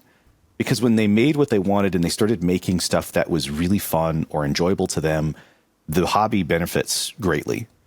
When they're really trying to push for that over monetization or overly trying to get, those whatever, because they feel like they have to, it feels like both themselves, their mental state and their content starts to take a dip. And it's a huge battle that we've all had a discussion with on multiple occasions of well, how far do you take it? Where's that defining line? Where's the line in the sand that you got to really make sure you don't cross it?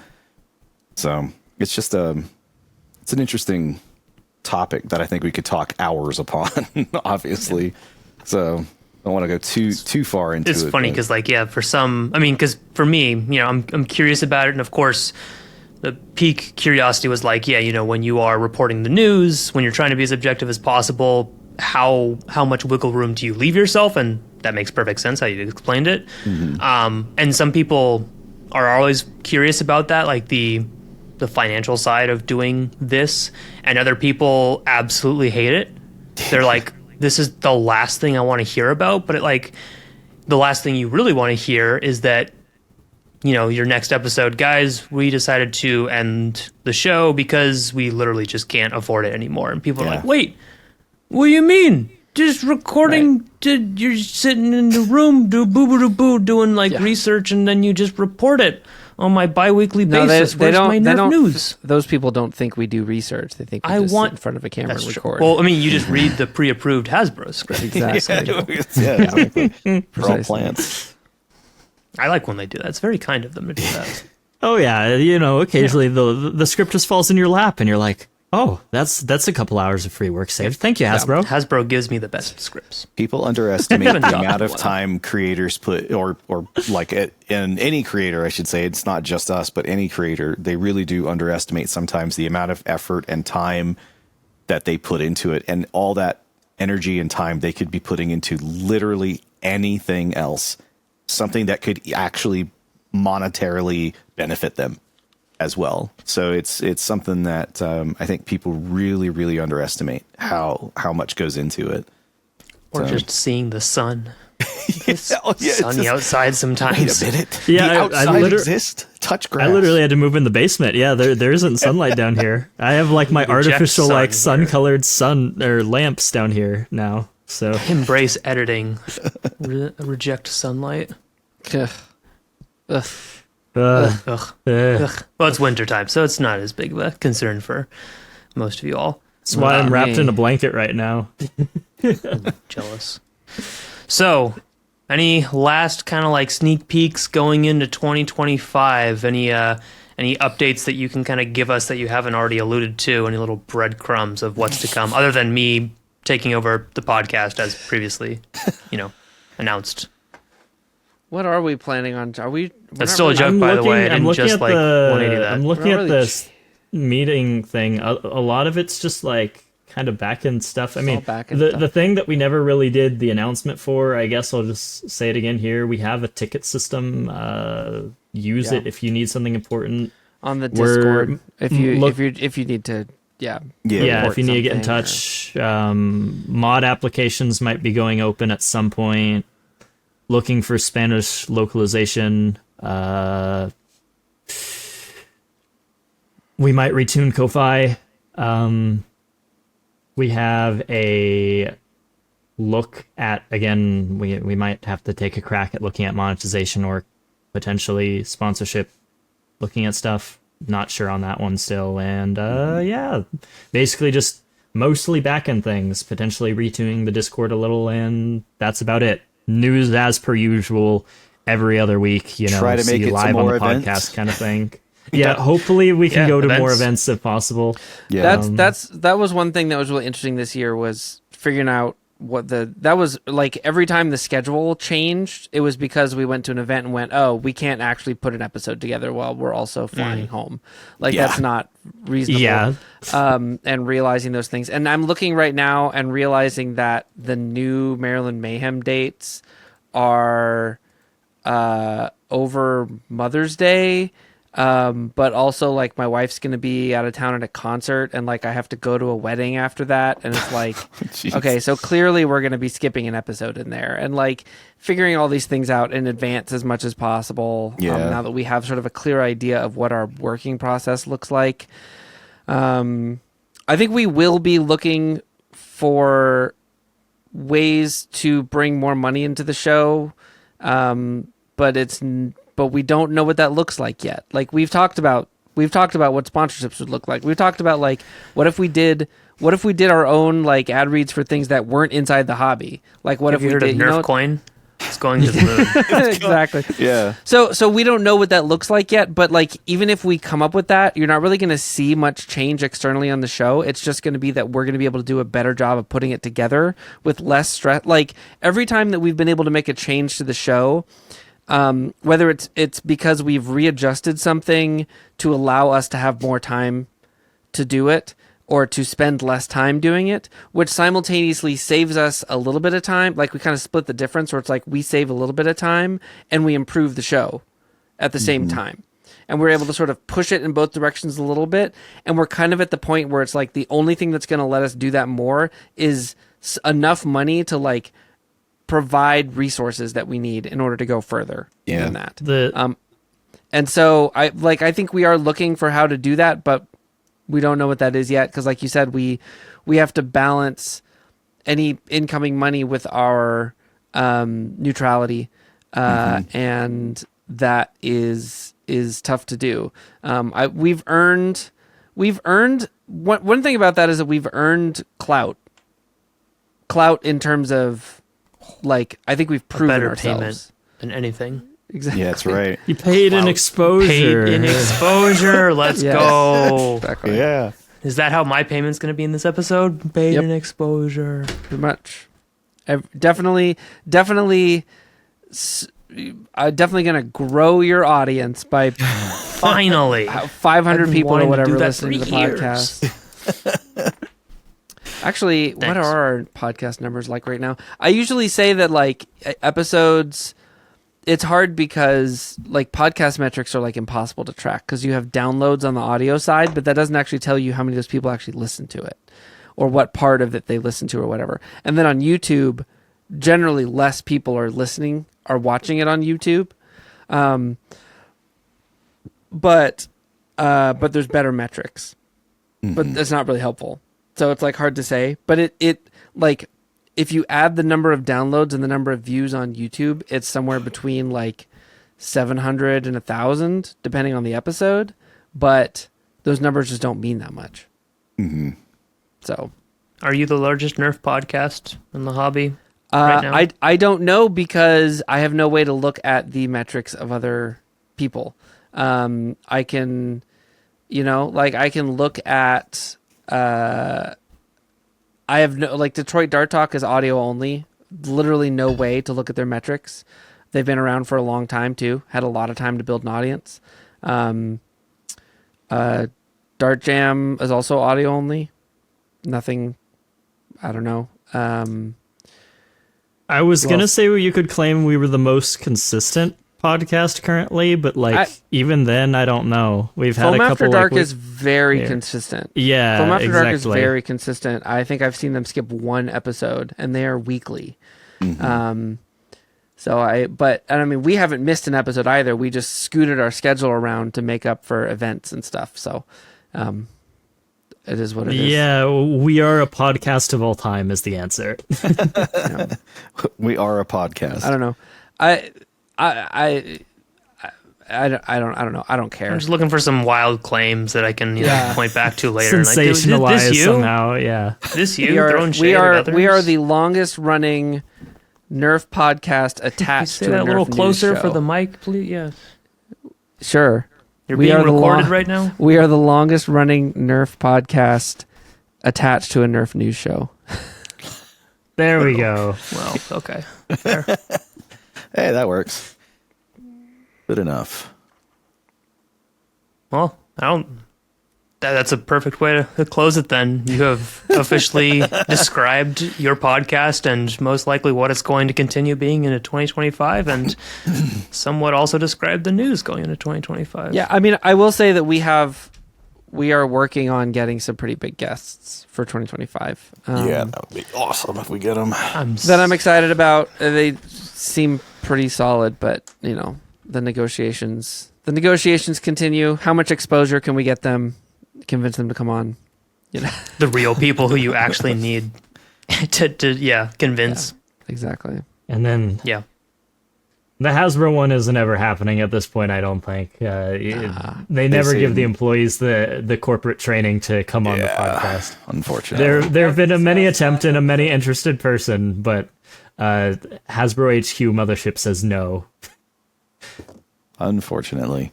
Yep. But there's other interesting people who want to come on the show. So True. we're working on it. That's good. I'm taking my own stab at little interviews going into 2025. By the time this comes out, no, it will not be out yet. That's right. This happens this week, right? This is your first episode then. Consider it that way. Congratulations. No, I've had some conversations, some unedited conversations with people. You might like one of the future ones, Grims. He's referred to him a couple of times here. But I'm trying to branch a little bit into that. It's less of a podcast. It's more of an interview series. Okay. So that sounds like something I'd excitedly want to actually not to listen say that I'm trying to very tread on excited. your territory, but No, that's No. good. There should be more. By all means, more of that. By all means, go listen to Beret's interviews. They'll be lovely, and I will be first thoroughly... one that was out was Mr. Connor McGaffey of Detroit Dart Club. This is me plugging myself, I guess. This is how you know you're wrapping up. Good. And then the next one is going to be with Mr. Aaron Esser. Ooh, and then Bobo. And so let's go. Things in the works. Things in the works. Good. Trust me, my videos weren't long enough. I found a way, guys. We did it. Love it. We did it. That's great. We found the way. So I guess plugging time then. Well, yeah, but the host is supposed to ask for that. Nah, That's true.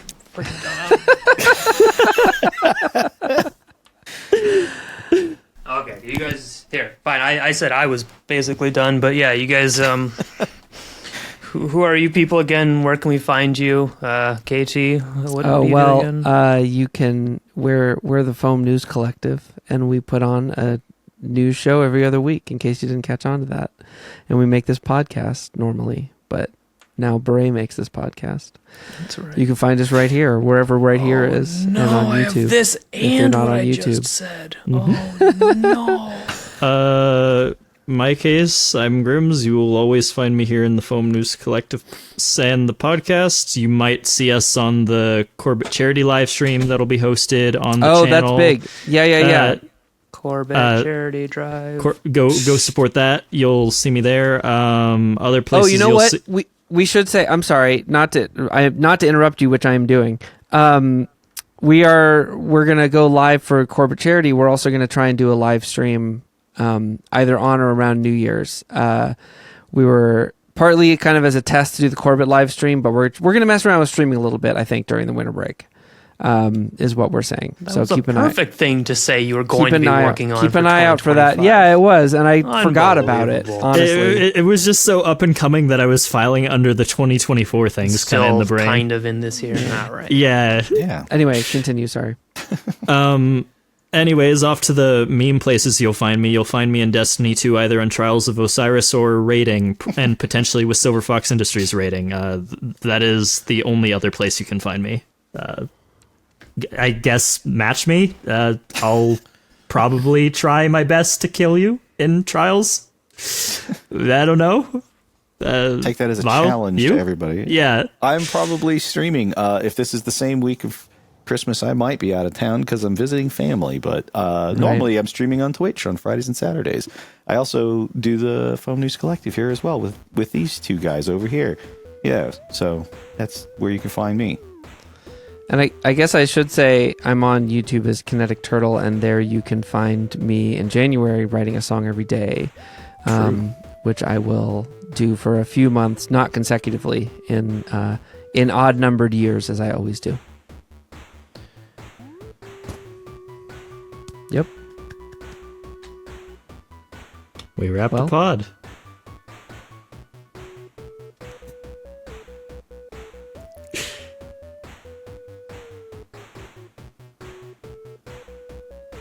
Perfect ending.